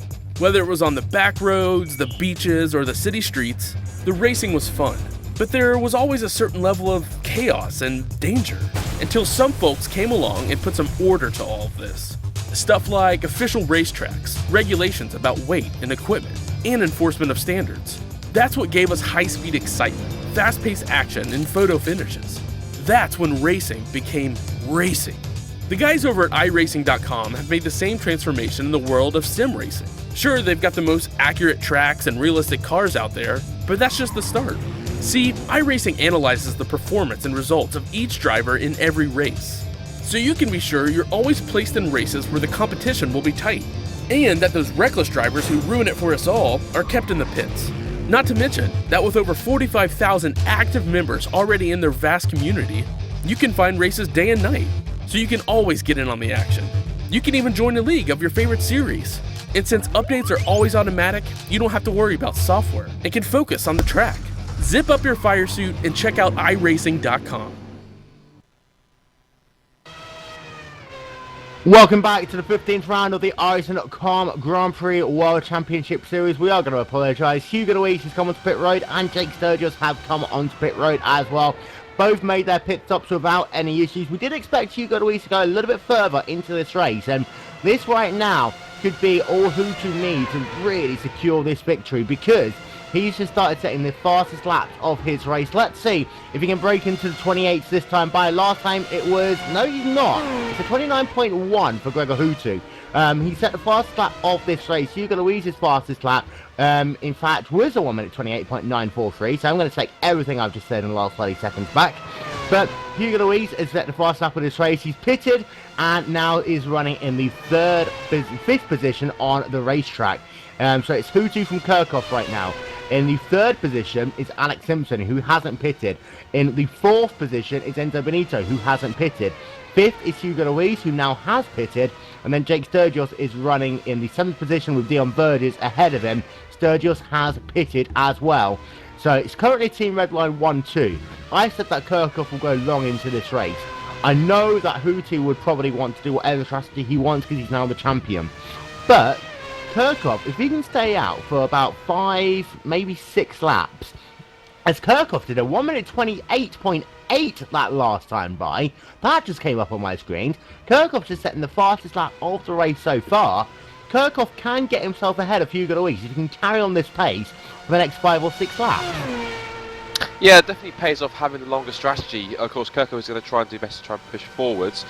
You know what, I'm just watching now Gregor Hutu to see if he's going to come into pit lane this time. Does he stay right? No, he carries on, so he's going to keep going. And what about Kirchhoff as he heads through the Casio triangle? And will he stay right? No, he carries on as well. So these two red line cars at the front are happy to continue lapping at the pace that they are. So continue going forward. Lap times last round, another 28.8 from Kirchhoff, 28.895. And Hutu's lap was a 28.6. Wow. So these two really are pumping in the quick laps, and I'm pretty sure this is going to make sure these guys can have the major advantage going forward into the pit stops. I mean, these guys have Gregor Hutu has a 37.7 second advantage now over Hugo Luis, who's only just coming through the Casio triangle right now. As the battle for P10 hots up once again, it's now Stephen Michaels now under attack from Marcus Catton. Of course, Michaels has pitted, Catton hasn't. They're side by side in towards 130 yard, and once again, Michaels off on the AstroTurf on the outside. That was a pretty risky move, but Catton had some rather big gonads to try and make that happen. Indeed, he did. We've got a couple of other cars who's been onto pit road as well. Alex Simpson, he is going to fall back. Let's see where he comes out, because this is going to be important where he comes out in comparison to a couple of other drivers. Look at how close that was there as Alex Simpson came out of pit road. Now, of course, you can run on any part of the racetrack that you want, but you've got to pay attention to cars coming out of pit road. Stephen Michaels was trying to drive it down the inside. He was nowhere near close enough to Marcus Catton. We're going to get a replay up on your screen. Now that really might get a word from race control. And of course, Alex Simpson does come up behind Stephen Michaels. The gap is 9/10 of a second on the racetrack, but you're going to have to say that you know that cars are coming in and out of pit road. All of the drivers have all of the information on their screens. They can get it through their team as well. That was a bad call by Stephen Michaels, in my opinion. It was a very risky move. Just quickly to draw attention to second place Atsay Kirchhoff, who's now in. So his one and only stop for that is in on end of lap 32. So 33 he's even. And I tell you what, 33 even. let's see where Hugo Louise is, because he right now is coming through the triangle. I think that Kirchhoff might have this. Here he comes out of pit road, 37 miles an hour. Will he get out ahead? There we are, and it was just a couple of laps there for Atsay Kirchhoff. He saved a little bit of his tyres, and the gap is huge. You're talking about a 3.8 second gap. 4 seconds almost on the racetrack between Atsay Kirchhoff and Hugo Louise. After Atsay Kirchhoff bungs in some of the fastest laps of this race, Hugo Louise came in a little bit earlier. Let's not forget, Hugo Louise came in whilst we were on commercial on lap number 30. Oh! Sorry, huge accident. I just saw an accident at the 130R, and ironically, it was just in front of Andrews Lacombe was involved. Andrews Lacombe and Dion Burgess, I believe that is, and it was to say down into, and it does look as though that's Lacombe kind of pinched. Yeah, he came across Dion Burgess on that run down into the 130R. He was trying to go alongside Dion Burgess in the battle for the 15th position. The Radical car just came across, and there was no way at all that Lacombe was able to put his car where he was and allow any room for Dion Burgess. Just speared Verdes into the walls. Lacombe is out as well, and Borja had to take the escape road there to be able to, avoid that incident, and Hutu had to slow down a little bit as well. Miguel Martin had to slow down to get through that, and Gregor Hutu came into 130R. He slowed down to 120 miles an hour into the 130R. So good heads-up driving by your three-time champion, and Hutu comes in and out of pit road. Enzo Benito is scored as your race leader, and for Hutu, I think that he had to come into pit road because he had a bad lap there. He lost a ton of time with what was happening with these incidents around him. His pit-in lap was a 1 minute 47, so a very slow in lap for him, a second slower at least than Atsay Kirchhoff.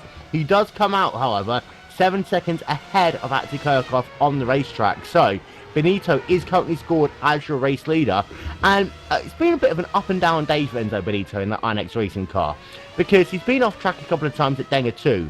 He struggled to really keep on the pace of Alex Simpson, but again, going a little bit later into this race, he might be able to leapfrog Alex Simpson in that number 67 car. And last time by, he did a 1 minute 29.4 compared to Alex Simpson's 1 minute 31.6.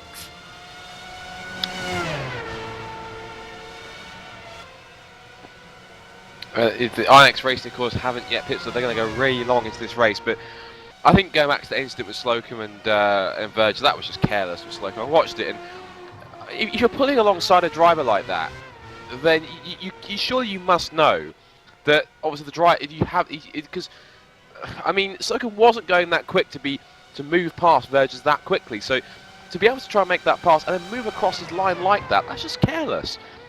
That was just silly driving there for Slocum. Now, it wouldn't surprise me if the race officials come down very hard on him for that. So I certainly will, because that was just a very reckless piece of driving. That was not something you probably see in GP2 or something. That was just absolutely, I couldn't believe he did that.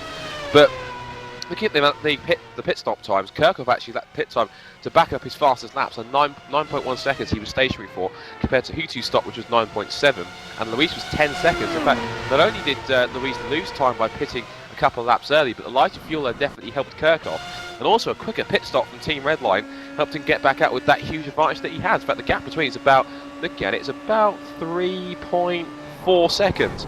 So that's how much time he gained. I remember Kirchhoff was actually about a couple of seconds behind. So in fact, actually, he gained about 5 or 6 seconds thanks to those quick lap times and that quick turnaround. So that is great strategy from Redline to potentially get into first and second. And of course, this means that Atsay Kirchhoff, if it stays how it is, he's going to retain that second place in the championship, and that's crucial going into the final round at Montreal. There's a couple of other crucial things as well. For Dion Burgess, for example, he was 18th point in the championship. He's going to fall down a little bit now, and he's going to be kind of on that bubble heading to the final round at Montreal. For Andrews Lacombe, he's champion. He will have to race in the Pro Series right now, and there is a big chance as Enzo Benito comes onto pit road. There is a chance if he accrues penalty points for that he might be asked to sit out the final round at Montreal as well. So Alex Lecombe, his charge to try and get himself his license for 2014 has taken a very wrong turn and likely will now have to race in the Pro Series of Road Racing. It looks like all the INX guys are coming onto pit road, as Evelyn is onto pit road as well. Jake Sturgis, of course, pitted early, and Evelyn is onto pit road as well. Let's see what Enzo Benito comes out in relation to Alex Simpson, and Alex Simpson is nowhere near right now. In fact, he's been able to leapfrog Stephen Michaels as well as Enzo Benito. So a great pit stop there by going longer, by doing the laps longer than anyone else. Enzo Benito's been able to leapfrog himself into what will be a net 5th position on the racetrack. Stephen Michaels down into 6th, Alex Simpson down into the 7th position on the racetrack. For Timo Evening, he comes out and he will be classified in the 8th position on the racetrack. So a good call to go long there, as we're now working ourselves on lap 37 of 53 in this race there, Scott. There's 16 laps left to go at this 15th round of the iRacing World Championship Grand Prix Series. And I have to say, brilliant pit strategy, I think, from both the Team Redline cars, not only for Hootie to retain the lead, but for Kirk, as we say again, to leapfrog Hugo Luis like that. And also great strategy from Enzo Benito, because I believe, actually, I think he's also leapfrogged Jake Sturgis as well. He's up to P4. That's an incredible feat. So Enzo Benito with a huge... No, he hasn't. Sorry, that's my bad. Look on my screen there. Look, I won't go into that, but yeah. So Jake Sturgis is back in front, so that was my bad error of judgment there. But Enzo Benito is behind Jake Sturgis. But great piece of pit work for Enzo Benito there to get himself ahead of both Stephen Michaels and Alex Simpson. But still, 7th place for Alex Simpson in his first World Championship race.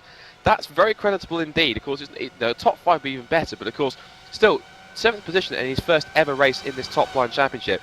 Can't take that away from him. That's a great performance so far. And he's also keeping Stephen Michaels just within touching distance for the moment, of course, as they've just shaken out the pit stop phase.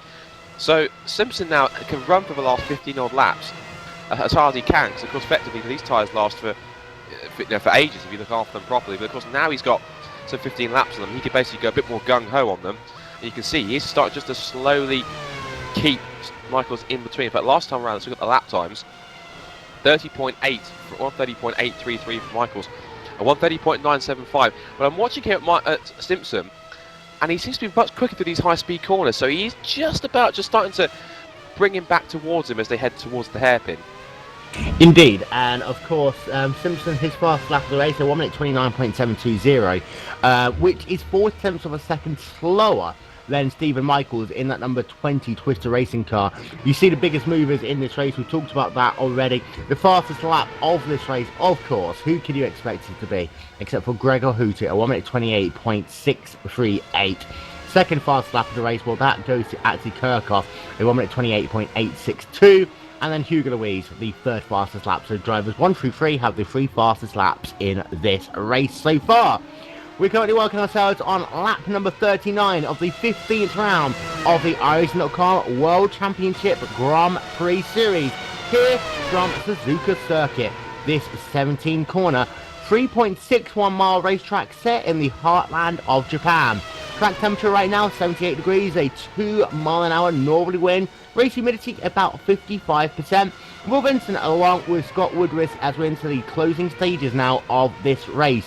I'd like to give a shout out to a couple of people. First of all, to Team Redline for World Championship tipping. Head over to teamredline.co.uk/tipping to get involved in all the action over there. And also, of course, to iRacing.com, purveyors of the world's most realistic racing simulator. Head over to iRacing.com right now, where you can get yourself half price off your first 3-month membership.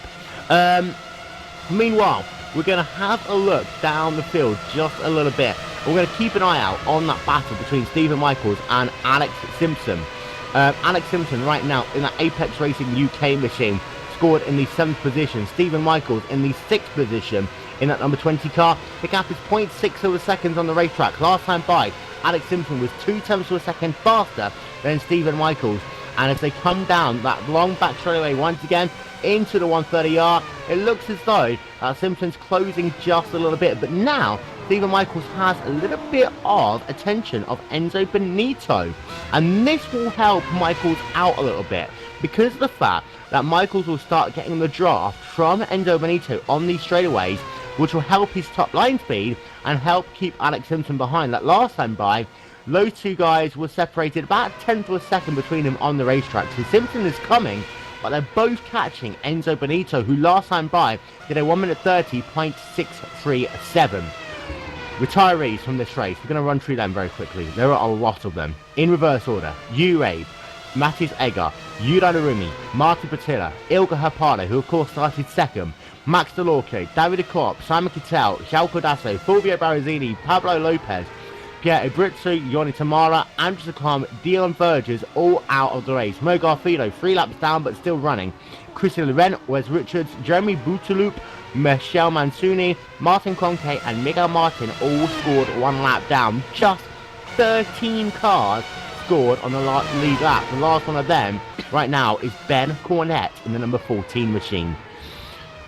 It's kind of turned, this race has all of a sudden got a little bit dull ever since that battle out front has kind of disappeared, because Hootie now is just turning laps about, you know, a second faster than anyone else on the racetrack in that number 1 machine, Scott.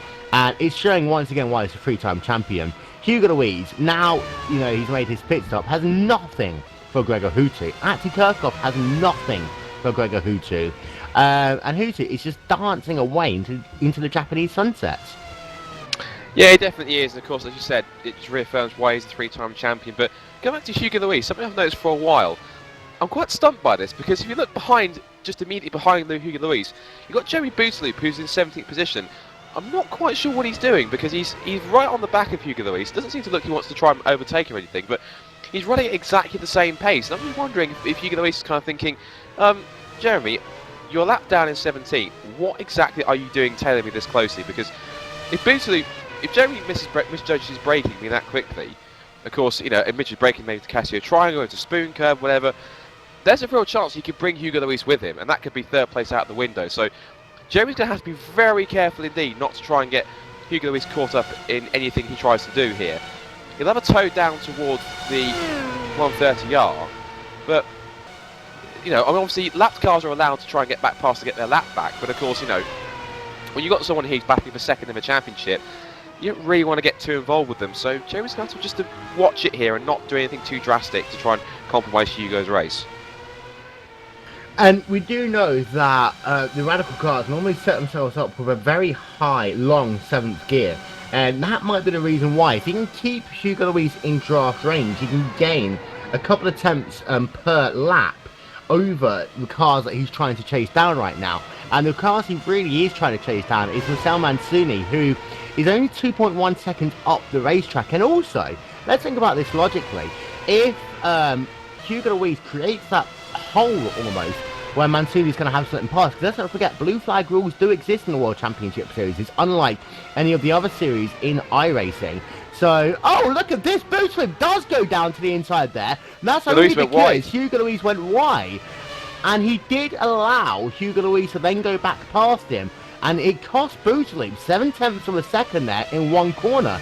Of course, if Boutaloop gets back past ahead of Louise, he has to allow Louise to go past again. So it's a kind of double-edged sword right now for Boutaloop. Of course, most of the time he is gaining, but then he lost a lot of time there, almost a second.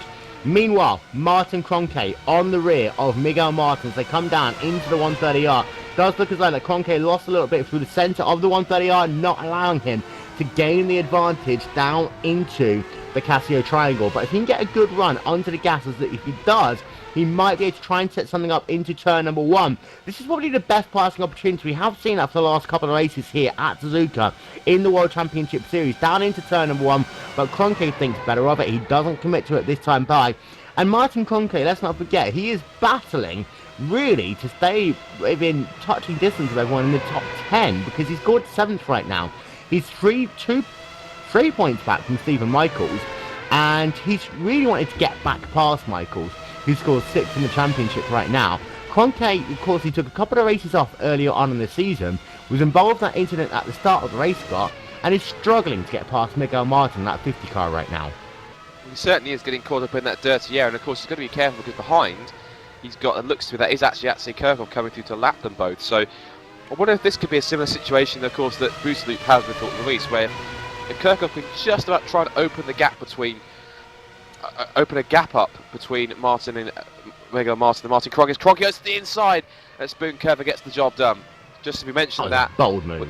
It was a bold move indeed. That was a fantastic pass, and now look, this is Martin going to have to surrender again to lose a bit more time, because here comes Kirchhoff to put a lap on him as they head down towards 130R. He doesn't dutifully move out of the way.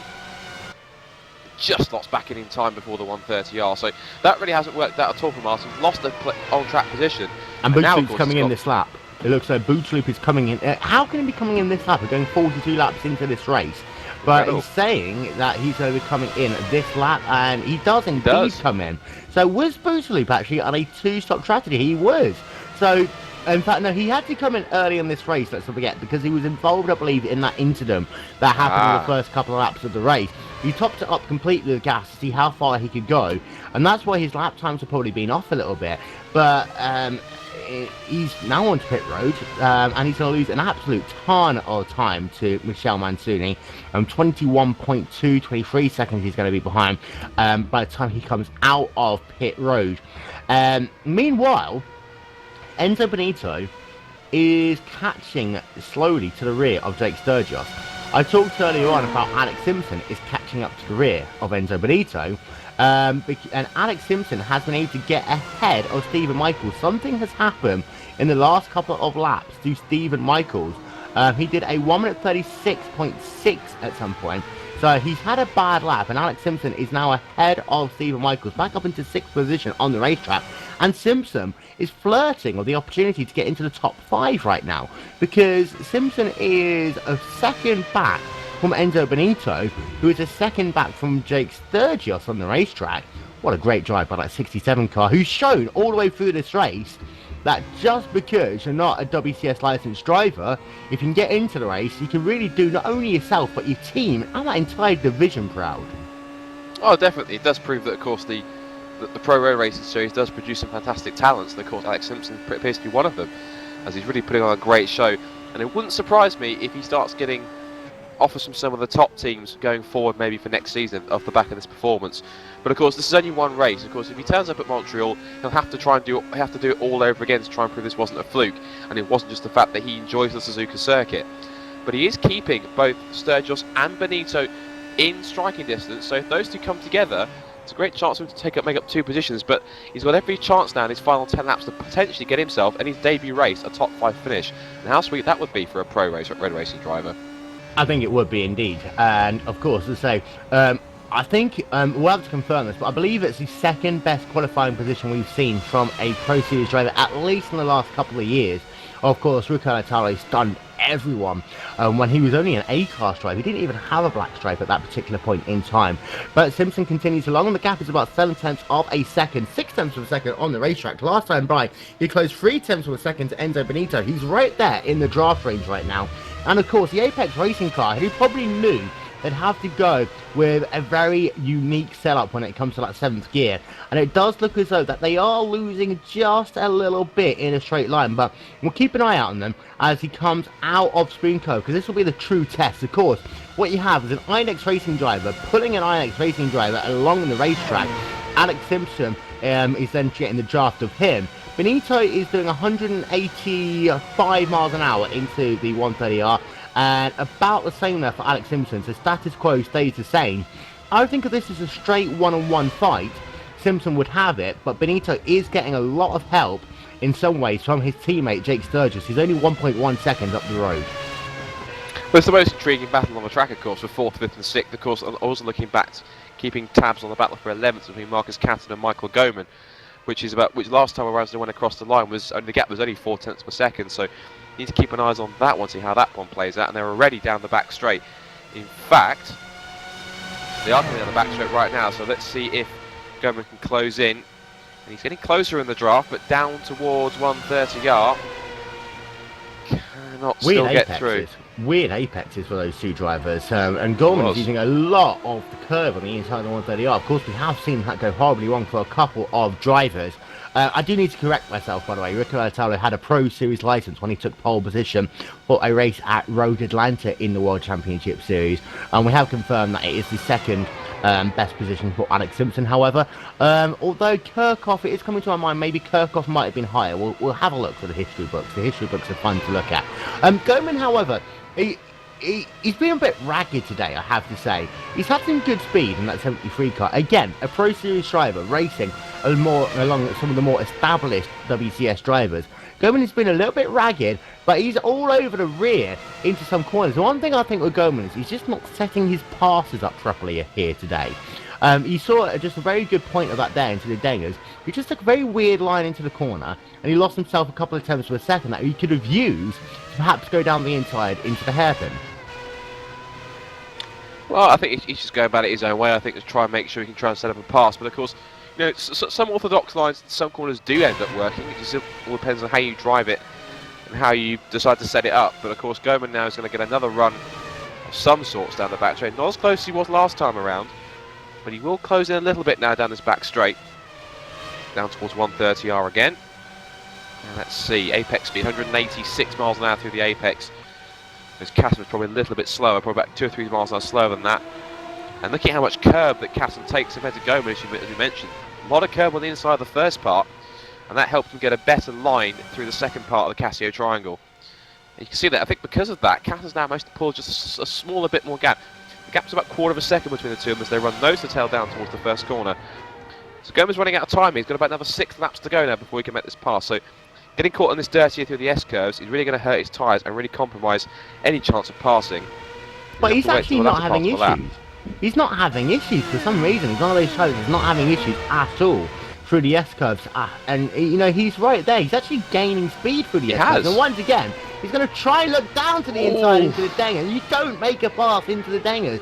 It's written in every book possible, but now he's going down to the outside because you see he made a little bit of a mistake there. Did Katam, and Gorman is going to at least have a chance. He will complete that pass. It'll be a right hand of the next corner. Gorman moves himself into the 11th position on the racetrack, and perhaps what Gorman was doing there is he knew he wouldn't be able to get past. He just wanted to upset Katam. Yeah. Knowing that Denga 2 was the most difficult corner arguably on this racetrack, and he did that. Katon made a mistake, the pro driver goes past, thank you very much, I'll have P11. Yeah, well, you forced him wide, of course, to kind of make a passing attempt. That will put us, for anyone who's defending for the first part of the data curve, it's going to put you offline for the second part, because of course it will have distracted Katon quite substantially, and of course he's missed his braking point completely, run wide on the exit across the AstroTurf, and of course, as you said, Gorman just straight up the inside. Thank you very much. I will take 11th position. Good night, Irene. I'm gone. And there he goes, up into 11th place. So he's obviously quite a way away from Andrea Butcher in P10. He's some 7 seconds up the road. So you won't be able to catch him at this rate, but P11 will still be a sweet result. We'll have to see if Katon can close in on these last couple laps so we can try and retake that place.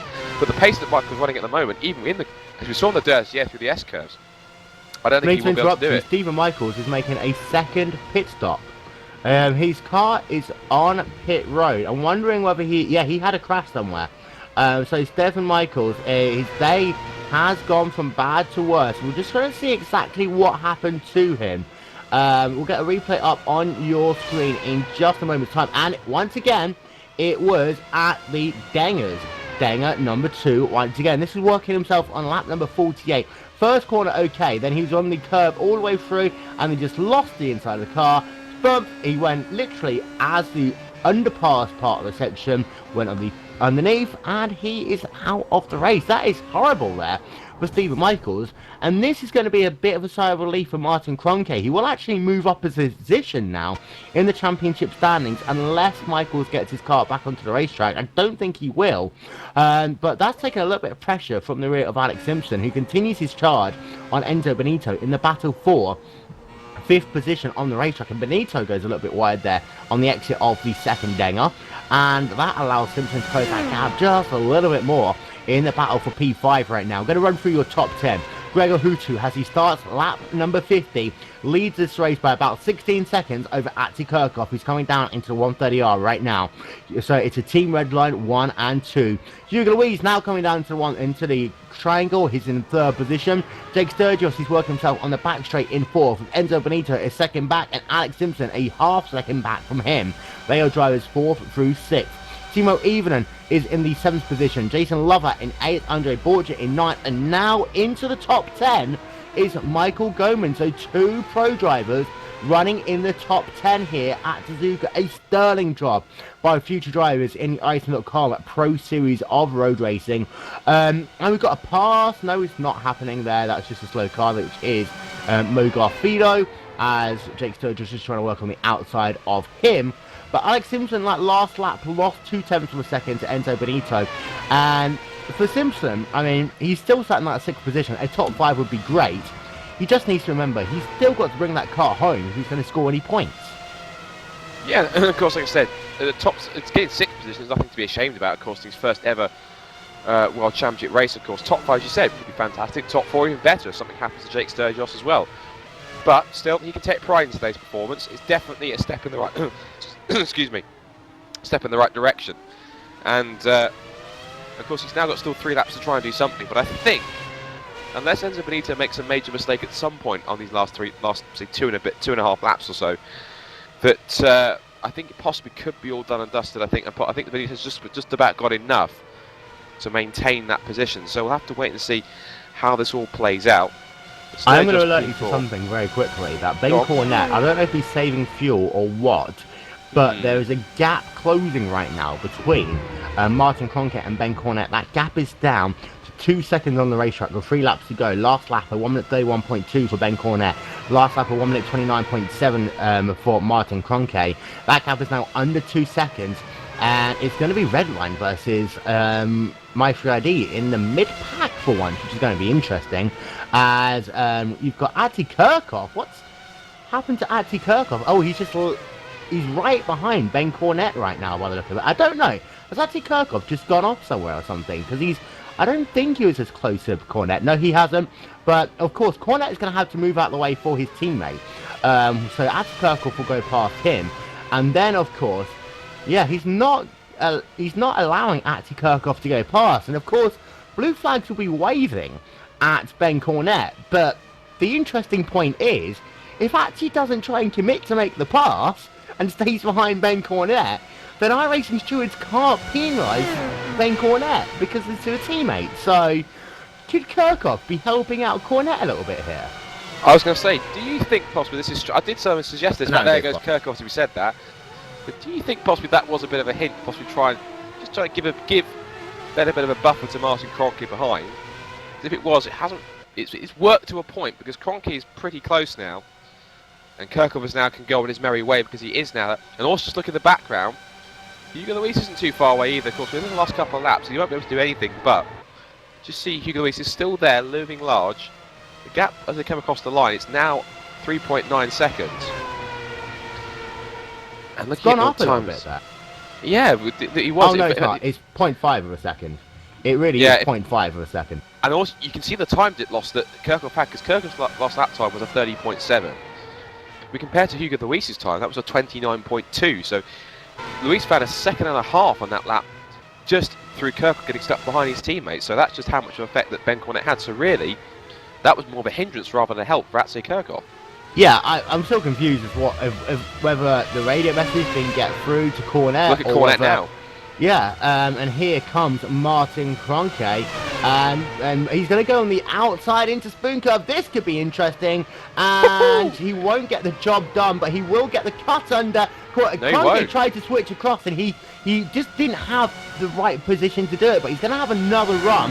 As by the way, Hutu is onto his final lap of the race. Here will come Cronkite once again. He's not going to try on the outside of the 130R. He is going to try onto the outside of the 130R. They almost touched there, and Cornette is driving defensively, as he is entitled to. So long as he doesn't weave, he can take all the defensive lines he wants to. Cronkite is going to have to do this the hard way on the final lap of the race. Here they come onto what is the final lap of the race for them, because they are scored 1 lap down onto their 52nd lap. Here comes Cronkite along the outside once again. down into turn number 1, and again he can't get the job done. Cornette, he is driving defensively, but he's driving defensively perfectly right now. We're going to stay with this for just a couple of moments because Gregor Hutu is on his final lap and he's working himself out of the hairpin. So we will stick with Martin Kroenke and Ben Cornette for the next couple of corners as they work themselves up the Dunlop curve, down into the Dangers for their final time in this race. Kroenke all over the... And he goes sideways! Oh, there we are! And Kroenke just pushed his car a little bit too hard. Martin Kroenke allows Cornette to keep that 12th position in the race. And we're going to go back now to your race leader, Gregor Hutu, as he comes down into the 130R for the final time in this race. He didn't have to win this race.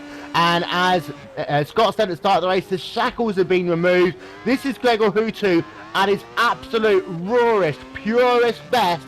He's already the champion. He's going to take another victory here in the iRacing.com World Championship Grand Prix Series. He didn't win earlier this season. This time he does at Suzuka. So Hutu claims victory. Antti Kirchhoff will come home, and he's going to take the second position in this race with Hugo Luis coming home in the third position. And I'm going to have to stop very quickly there. Martin Kroenke did what every driver does when they can't get their way. They tried pushing that car just a little bit too much, and he just went offline then to Denga 2 once again, and he got his car sideways. If he actually was just a bit calmer into the second Denga, he would have had the chance to make the pass into the hairpin, or the spoon curve, or the triangle, or the run to the start-finish line. It wasn't as if he'd run out of overtaking opportunities and the Dengas was the last possible chance to do it. I think Kroenke just pushed his car a little bit too much too early. Yeah, I think he did. And also, I was watching as well, there was a battle going on for P14 between Miguel Martin and Michele Mancusi. And Mancusi actually lost out because I watched it back at the hairpin. And he actually lost it on the exit of the hairpin, found the throttle pedal a little too early. And as a result, he lost out for that position. So they come across the line just behind. Sturgis will take 4th. Benito gets 5th. Alex Simpson, first ever world champion. And delighted he is with that P6, and so he should be. Brilliant result for Alex Simpson on his debut in the iRacing World Championship Grand Prix Series. Brilliant stuff for him. We wait now for Teemu Ivonen, and then Jason Lovett, Andre Butcher, and then Michael Goman to round out our top 10. But yeah, as we said, Kroenke was unlucky. Of course, he said he was close anyway. He was still pretty close on the back of. He was right on the rear wing of Ben Cornette, so he could have stayed there, and he could have made that happen. He could have definitely made the pass, and somewhere down the back straight towards 130R or into the Casio Triangle, it would have been a fantastic grandstand finish. But as it happens, Kroenke just got a little bit too enthusiastic, a little bit too early, and he paid the price for it. But yeah, as you said, brilliant win again for Gregor Hutu. Of course, as we said, the shackles were removed, and he just let loose, and no wonder, because he won by just a fraction under 20 seconds. That's a brilliant margin. And again, as we said many times in this broadcast, it proves why he's a 3-time world champion. Indeed, yeah. And to make my final point on the Kroenke Cornette thing, don't forget that you can force a driver into taking a particular line, and do a famous Nigel Mansell pass at Silverstone, for example. Force a driver into thinking you only do one thing, do the opposite. There you are, the driver can't move across, you game over. Run through your final race results then. 10 drivers finished on the lead lap. We're going to run through them one by one. Gregor Hutu, in a total of 1 hour 12 seconds, takes victory by just under 20 seconds from Antti Kirchhoff. Hugo Luis in 3rd. Jake Sturgis in 4th. Enzo Benito 5th. And then is Alex Simpson in the 6th position. Teemu Ivonen in 7th. Andre Borchi in 8th. And Michael Goman rounds out your top 10. In 11th, we have Marcus Caton. 12th is Ben Cornette. 13th is Martin Kroenke. Miguel Martin 14th. Michele Mancusi in the 15th position. Jeremy Boutaloop in the 16th spot. Wes Richards in 17th. Christian Laurent in 18th. Omega Garfido 19th. And Stephen Michaels rounds out your top 20. We are going to take a quick break and we'll be right back.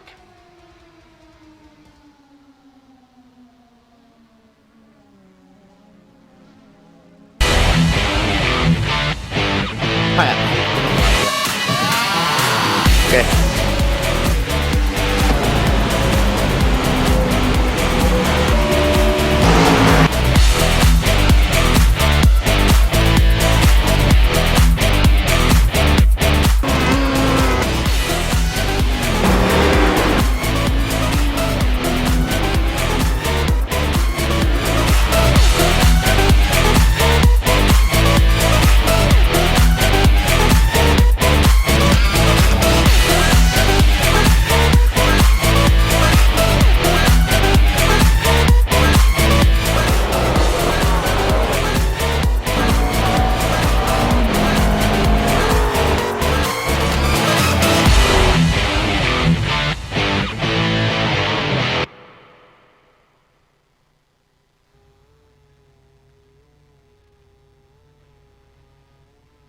So welcome back to the Glacier TV post-race show here on Glacier TV. Surprisingly enough, Will Vincent along with Scott Woodruss and our good friend Atzi Kirchhoff. Atzi, second place once again, 20 seconds behind Hutu, but you did what you needed to do. You finished ahead of Hugo Luis once again, and you've built up a, what is it going to be now, 17-point gap coming to the final round of the season.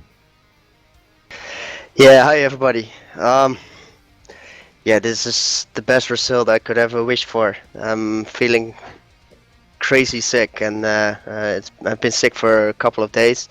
Didn't practice this week, and well, actually, I didn't practice a lot last week either. So I tried get as much laps in as possible. But yeah, the qualification it showed. Actually, my qualification pace was really good, and only my lap was 5/10 of my personal best, which is quite a lot more than usual. So, but I guess it had to do with focus, and well, after that I could only adjust my strategy for the race, for starting from 5th position.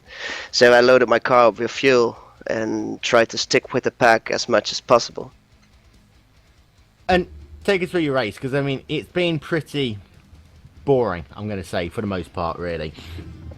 You started it, in the 5th position. You're able to make yourself up positions, mainly through pit stops, especially getting yourself past Hugo Luis. Were you glad when you saw Hugo Luis come into pit road as early as he did, knowing that you could then probably get the jump on him by going a couple of laps longer?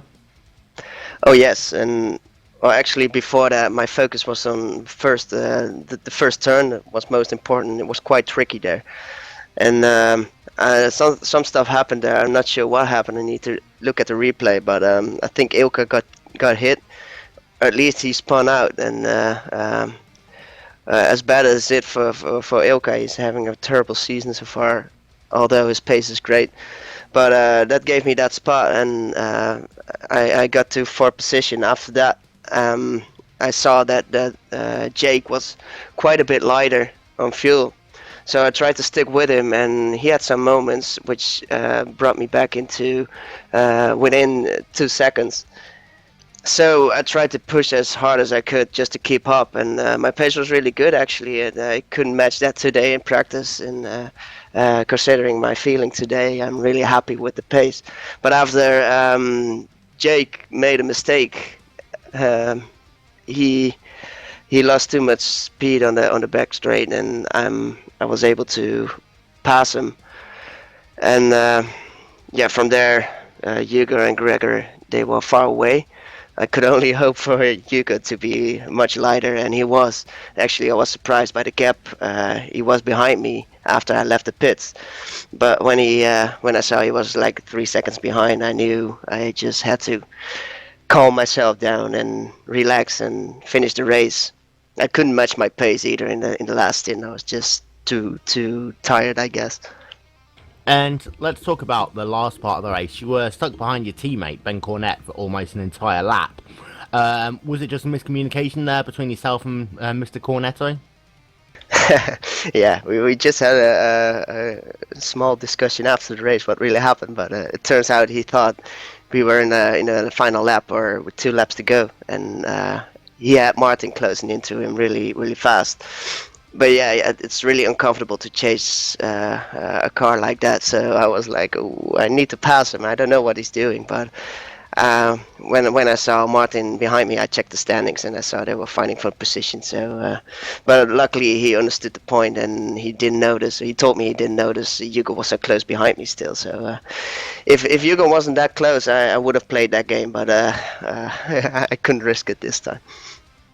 No worries. Well, we're heading to the final round of the season. Our first visit in the World Championship Series ever to the circuit of Gilles Villeneuve in 2 weeks' time. Hopefully, you'll get better in the next 2 weeks. You're looking forward to the stop-start, brake-fade measures of Montreal? Sorry. Yeah, I'm looking forward. I'm looking forward to practice again when I'm not feeling sick, because that's the most horrible thing you can do. But today was a lot of pressure. I needed to perform, so second place is really, really. I'm really happy with that result. I want to congratulate Hugo and Gregor again, of course, for a clean, great race.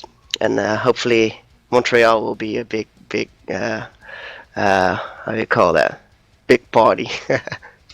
Well, get better soon. We'll talk to you in 2 weeks' time at Kirkhoff in the number 5 Team Redline machine. And I might as well have a chat to the guy who gets at least my driver of the race, the number 67 machine of Alex Simpson. Now, let's not forget, he's one of the number of drivers this year who has been able to qualify themselves into a World Championship Series race on pure speed by qualifying into it.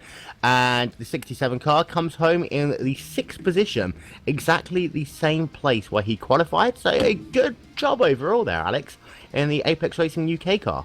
Yeah, delighted with that. Started 6th. I was ecstatic with that, and then yeah, to bring it home in 6th place as well. I was really happy. I thought maybe if I pushed a little bit, might have had the 2 Inex guys in front, but didn't have the straight line speed. Yeah, I noticed that actually, because of course we all know that Inex historically have the fastest straight line speed going. Starting where you did in that 6th position and looking the cars ahead of you, I'm kind of guessing that you thought that the cars ahead were going to drive away from you at the start of the race. And did you set up your car specifically then to deal more with the cars in the lower end of the top 10 rather than really focusing too much ahead of you? Yeah, I'm more focused towards my own pace when I was on my own, because I thought there'd be a time where the guys are going to run away a little bit towards the front, and I just want to be as fast as I possibly can. I knew that I was going perhaps a little bit longer than some, so there was a chance to try and jump some people in the pits and things like that. So yeah, I thought, well, if I get a good enough run on somebody, then there's a chance to still overtake into, say, turn 1. But yeah, the focus was more my own pace on my own, and just trying to do the best job possible without actually having to sort of defend too heavily. And of course, overall, that 67 machine coming home where it started, with 1 round left of the WCS, and then thinking about the Pro Series road racing. First question, you're going to try and qualify again at Montreal? Second question, how does a good strong finish here set you up for what is probably going to be the most competitive Pro Series of all time? Yes, I am going to try and qualify for Montreal. Looking forward to that. It's not my most favourite track, I have to say. It just doesn't suit my driving style, so I'm trying to put my demons to bed by having a go at that one, see if we can sort of decent setup out for that, ready for the Pro Series. So yeah, we're looking forward to the Pros. All the team been working hard, and we've got ourselves a little plan that we're trying to work towards, and we want to see if we can get as many cars into that top 25 in the Pro Series. So that's basically my goal in that series, not anything more. I mean, the license for next year's World Championship is the target. And how tough do you think the Pro Series is going to be this year? I mean, you've got yourselves, you've got a number of really strong drivers that we've seen, for example, also racing in WCS competition this year. People like Abe, for example, in that number 61 car, has had a phenomenal performance. And we saw a pretty good performance as well from the guy who came home in the 10th position in the race. I've forgotten who he is now, Michael Goman. So Mike Goman. A lot of competition there in the Pro Series this year. Yeah, it's going to be really tough, actually. Yuhu was one of my picks, perhaps, to even win the championship. So I was having a good chat with him the other day, and and he was sort of paying me some compliments, so that surprised me a little bit, but I'll take that, and I'm hoping that I will at least be able to fight in, say, the top 10 most weeks. Well, we'll hope to talk to you a little bit more before the Pro Series itself. Might even talk to you in 2 weeks' time. Alex Simpson there in the Apex Racing number 67 machine, doing a sterling job, I have to say, in the 6th position. And now I get the chance to talk to my best friend, Timo Evening. Moro. 7th position. Important for you, really is important, that 7th position. You qualified 28th on the grid. I didn't notice you qualified that badly, actually. But when you put it all into perspective, 8th place finish in this race, when we consider the fact where you are in the championship right now, probably the most important result for you this season. Yeah, indeed it is. I really needed this result. It makes my life a lot easier for the last race. But that was only the first lap was the crazy one in this race, though. I had quite a silent race after that. Were you involved in a couple of battles here and there up and down the field? Yeah. Take us through that first lap because it really was a bit of a crazy demo derby-esque moment. Yeah, I got a really good launch off the line for once, and I think I passed 4 or 5 cars going into turn 1, and I saw cars flying already, so I started slowing down quite gently, hoping that no one would hit me from behind. And coming into the turn 2, there was cars blocking the whole road, so almost came to a complete stop and just cruised through all the mayhem. And I think I gained like 15 positions on the first lap because of that. And then you talk about the race being uneventful. I'm guessing it was a case of you just having to bring that car home. I mean, you were, half a minute really behind Alex Simpson at the end of the race, but you had teammate Lovett 5 seconds behind you, Andre Borcher not too far behind him. Was it really a case of, I'm just going to make sure I bring this car home in one piece and collect the points, rather than just try to push this car too much and potentially lose it, like we've seen a number of drivers do today? Pretty much, yeah. That was just making sure I could keep the car on track. I only made one small mistake in turn 1 during the whole race, so I was just I was pretty comfortable after the pit stop. I managed to jump Jason and some other guys there, so I had a gap to Steven in front and Jason behind, so I just took her home. Well, stick around for a moment. We'll let you know where exactly you are in the championship in just a moment. But Scott, very quickly, key stories of the day, of course, you had that huge crash in turn 1. That, in my opinion, is probably the biggest story of the day, wiping out so many cars, especially the guy who started second, Ilka Hapala. Second story of the day, pit stops. The later you pitted, the more positions you're likely to gain. Third thing for me was the performance of those 2 pro drivers in the top 10, Alex Simpson and Michael Goman. Yeah, of course, I think one thing we also need to remember as well is, of course, the result for Suzuka, of course, has kept him second in the championship going into the final round as well. That's going to be it's going to make the battle between Atse and Hugo really, really electric in the final round in a couple of weeks' time at the Circuit of Villeneuve. But going back to the 3 points, the first one, of course, was the melee at turn 1. That was rather unfortunate. We took a lot of good drivers out today, which is a shame because we could have seen the likes of, potentially looking through the orders, I've still got it on my screen, the likes of, maybe Pablo Lopez, Fulvio Barazzini could have come through and done something. People like Ilka Happel, of course, Marti Piatella, all these guys who lost out on the first lap due to just being caught up and being innocent parties in it. And really, it all kicked off when Ilka Happel and Hugo Luis went side by side. Happel lost it, and that just caused the carambolage behind. So that was just really unfortunate for that.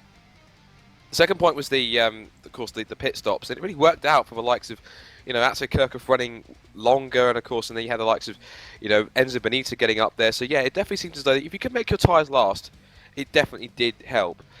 And the pro drivers today, of course, another brilliant performance again from the likes of Alex Simpson today, and of course Timo even and other guys out there. Timo's not a pro driver. Oh, he's not. Apologies for that. I do apologise. Yeah, of course. Then the unlucky situation for, Martin Kroenke was tough. Obviously, I know he's a pro driver. He is a pro driver, but Martin Kroenke's not a pro driver. World championship driver. Sorry, I'm getting it mixed up. Martin Kroenke is a pro driver. He's a world championship driver. I should really shut up now, but. Yeah, great performance by Alex Simpson at least. P6, definitely deserved. And it's intriguing to see if those guys hadn't gone out in the first lap, how different the race could have played out. But as it happens, that's just how racing goes sometimes. It is. And I was actually going to do a segment there, stolen from my friends in Canada, talking about how I blew it. Because I did blow it when I said that Alex was the second highest placed driver. He's actually 4th place because Hugh Abe had that second place at Indianapolis. Atse Kirchhoff had a couple of 4th places in the 2010 season, so Alex Simpson's actually the 4th highest placed Pro Series qualifier. But then you kind of just blew that entire segment out the window, Scott, by calling Martin Kroenke and Timo even. I think next you might call Gregor Hooter a Pro Series driver. Who knows? Sorry, I got it mixed up. That's my bad. My bad. And on that bombshell, I think it's time for us all to go and get ourselves some coffee. Yeah. Of course, 2 weeks' time, the final round of the iRacing.com World Championship Grand Prix Series comes to you from the Circuit Gilles Villeneuve, set in Montreal, the Ile Notre Dame, one of the most famous race courses in the world. Gregor Hootu, 640 points. He could actually end up being 250 points ahead of everyone by the end of the race in 2 weeks' time. The Key battles we're going to look at Kirchhoff and Hugo Louise. It's now 24 points the difference between them. We're looking down the other side of it as well. It's now Marcus Caton of 135 points, who's on the bubble. And then you've got Daniel Lopez, Paul Ilbrink, Christian Laurent trying to close up on him to get that final elusive 25th position. We're back with you in 2 weeks' time. This has been a GlacierTV presentation of the iRacing.com World Championship Grand Prix Series. Don't forget to follow us on Twitter at GlacierTV. Follow myself as well at Will Vincent. I can't remember Scott, so I can't be bothered to tell you where. No, we'll put it on the YouTube one. I can say for it quick. He's at Rapid Scorpion, RAPIDSCORPION. If you want to follow me as well. There you are. Follow me at WILVINCENT exclamation mark. Thank you very much. We'll talk to you all in 2 weeks' time. Until then, we'll talk to you later. Bye. Bye.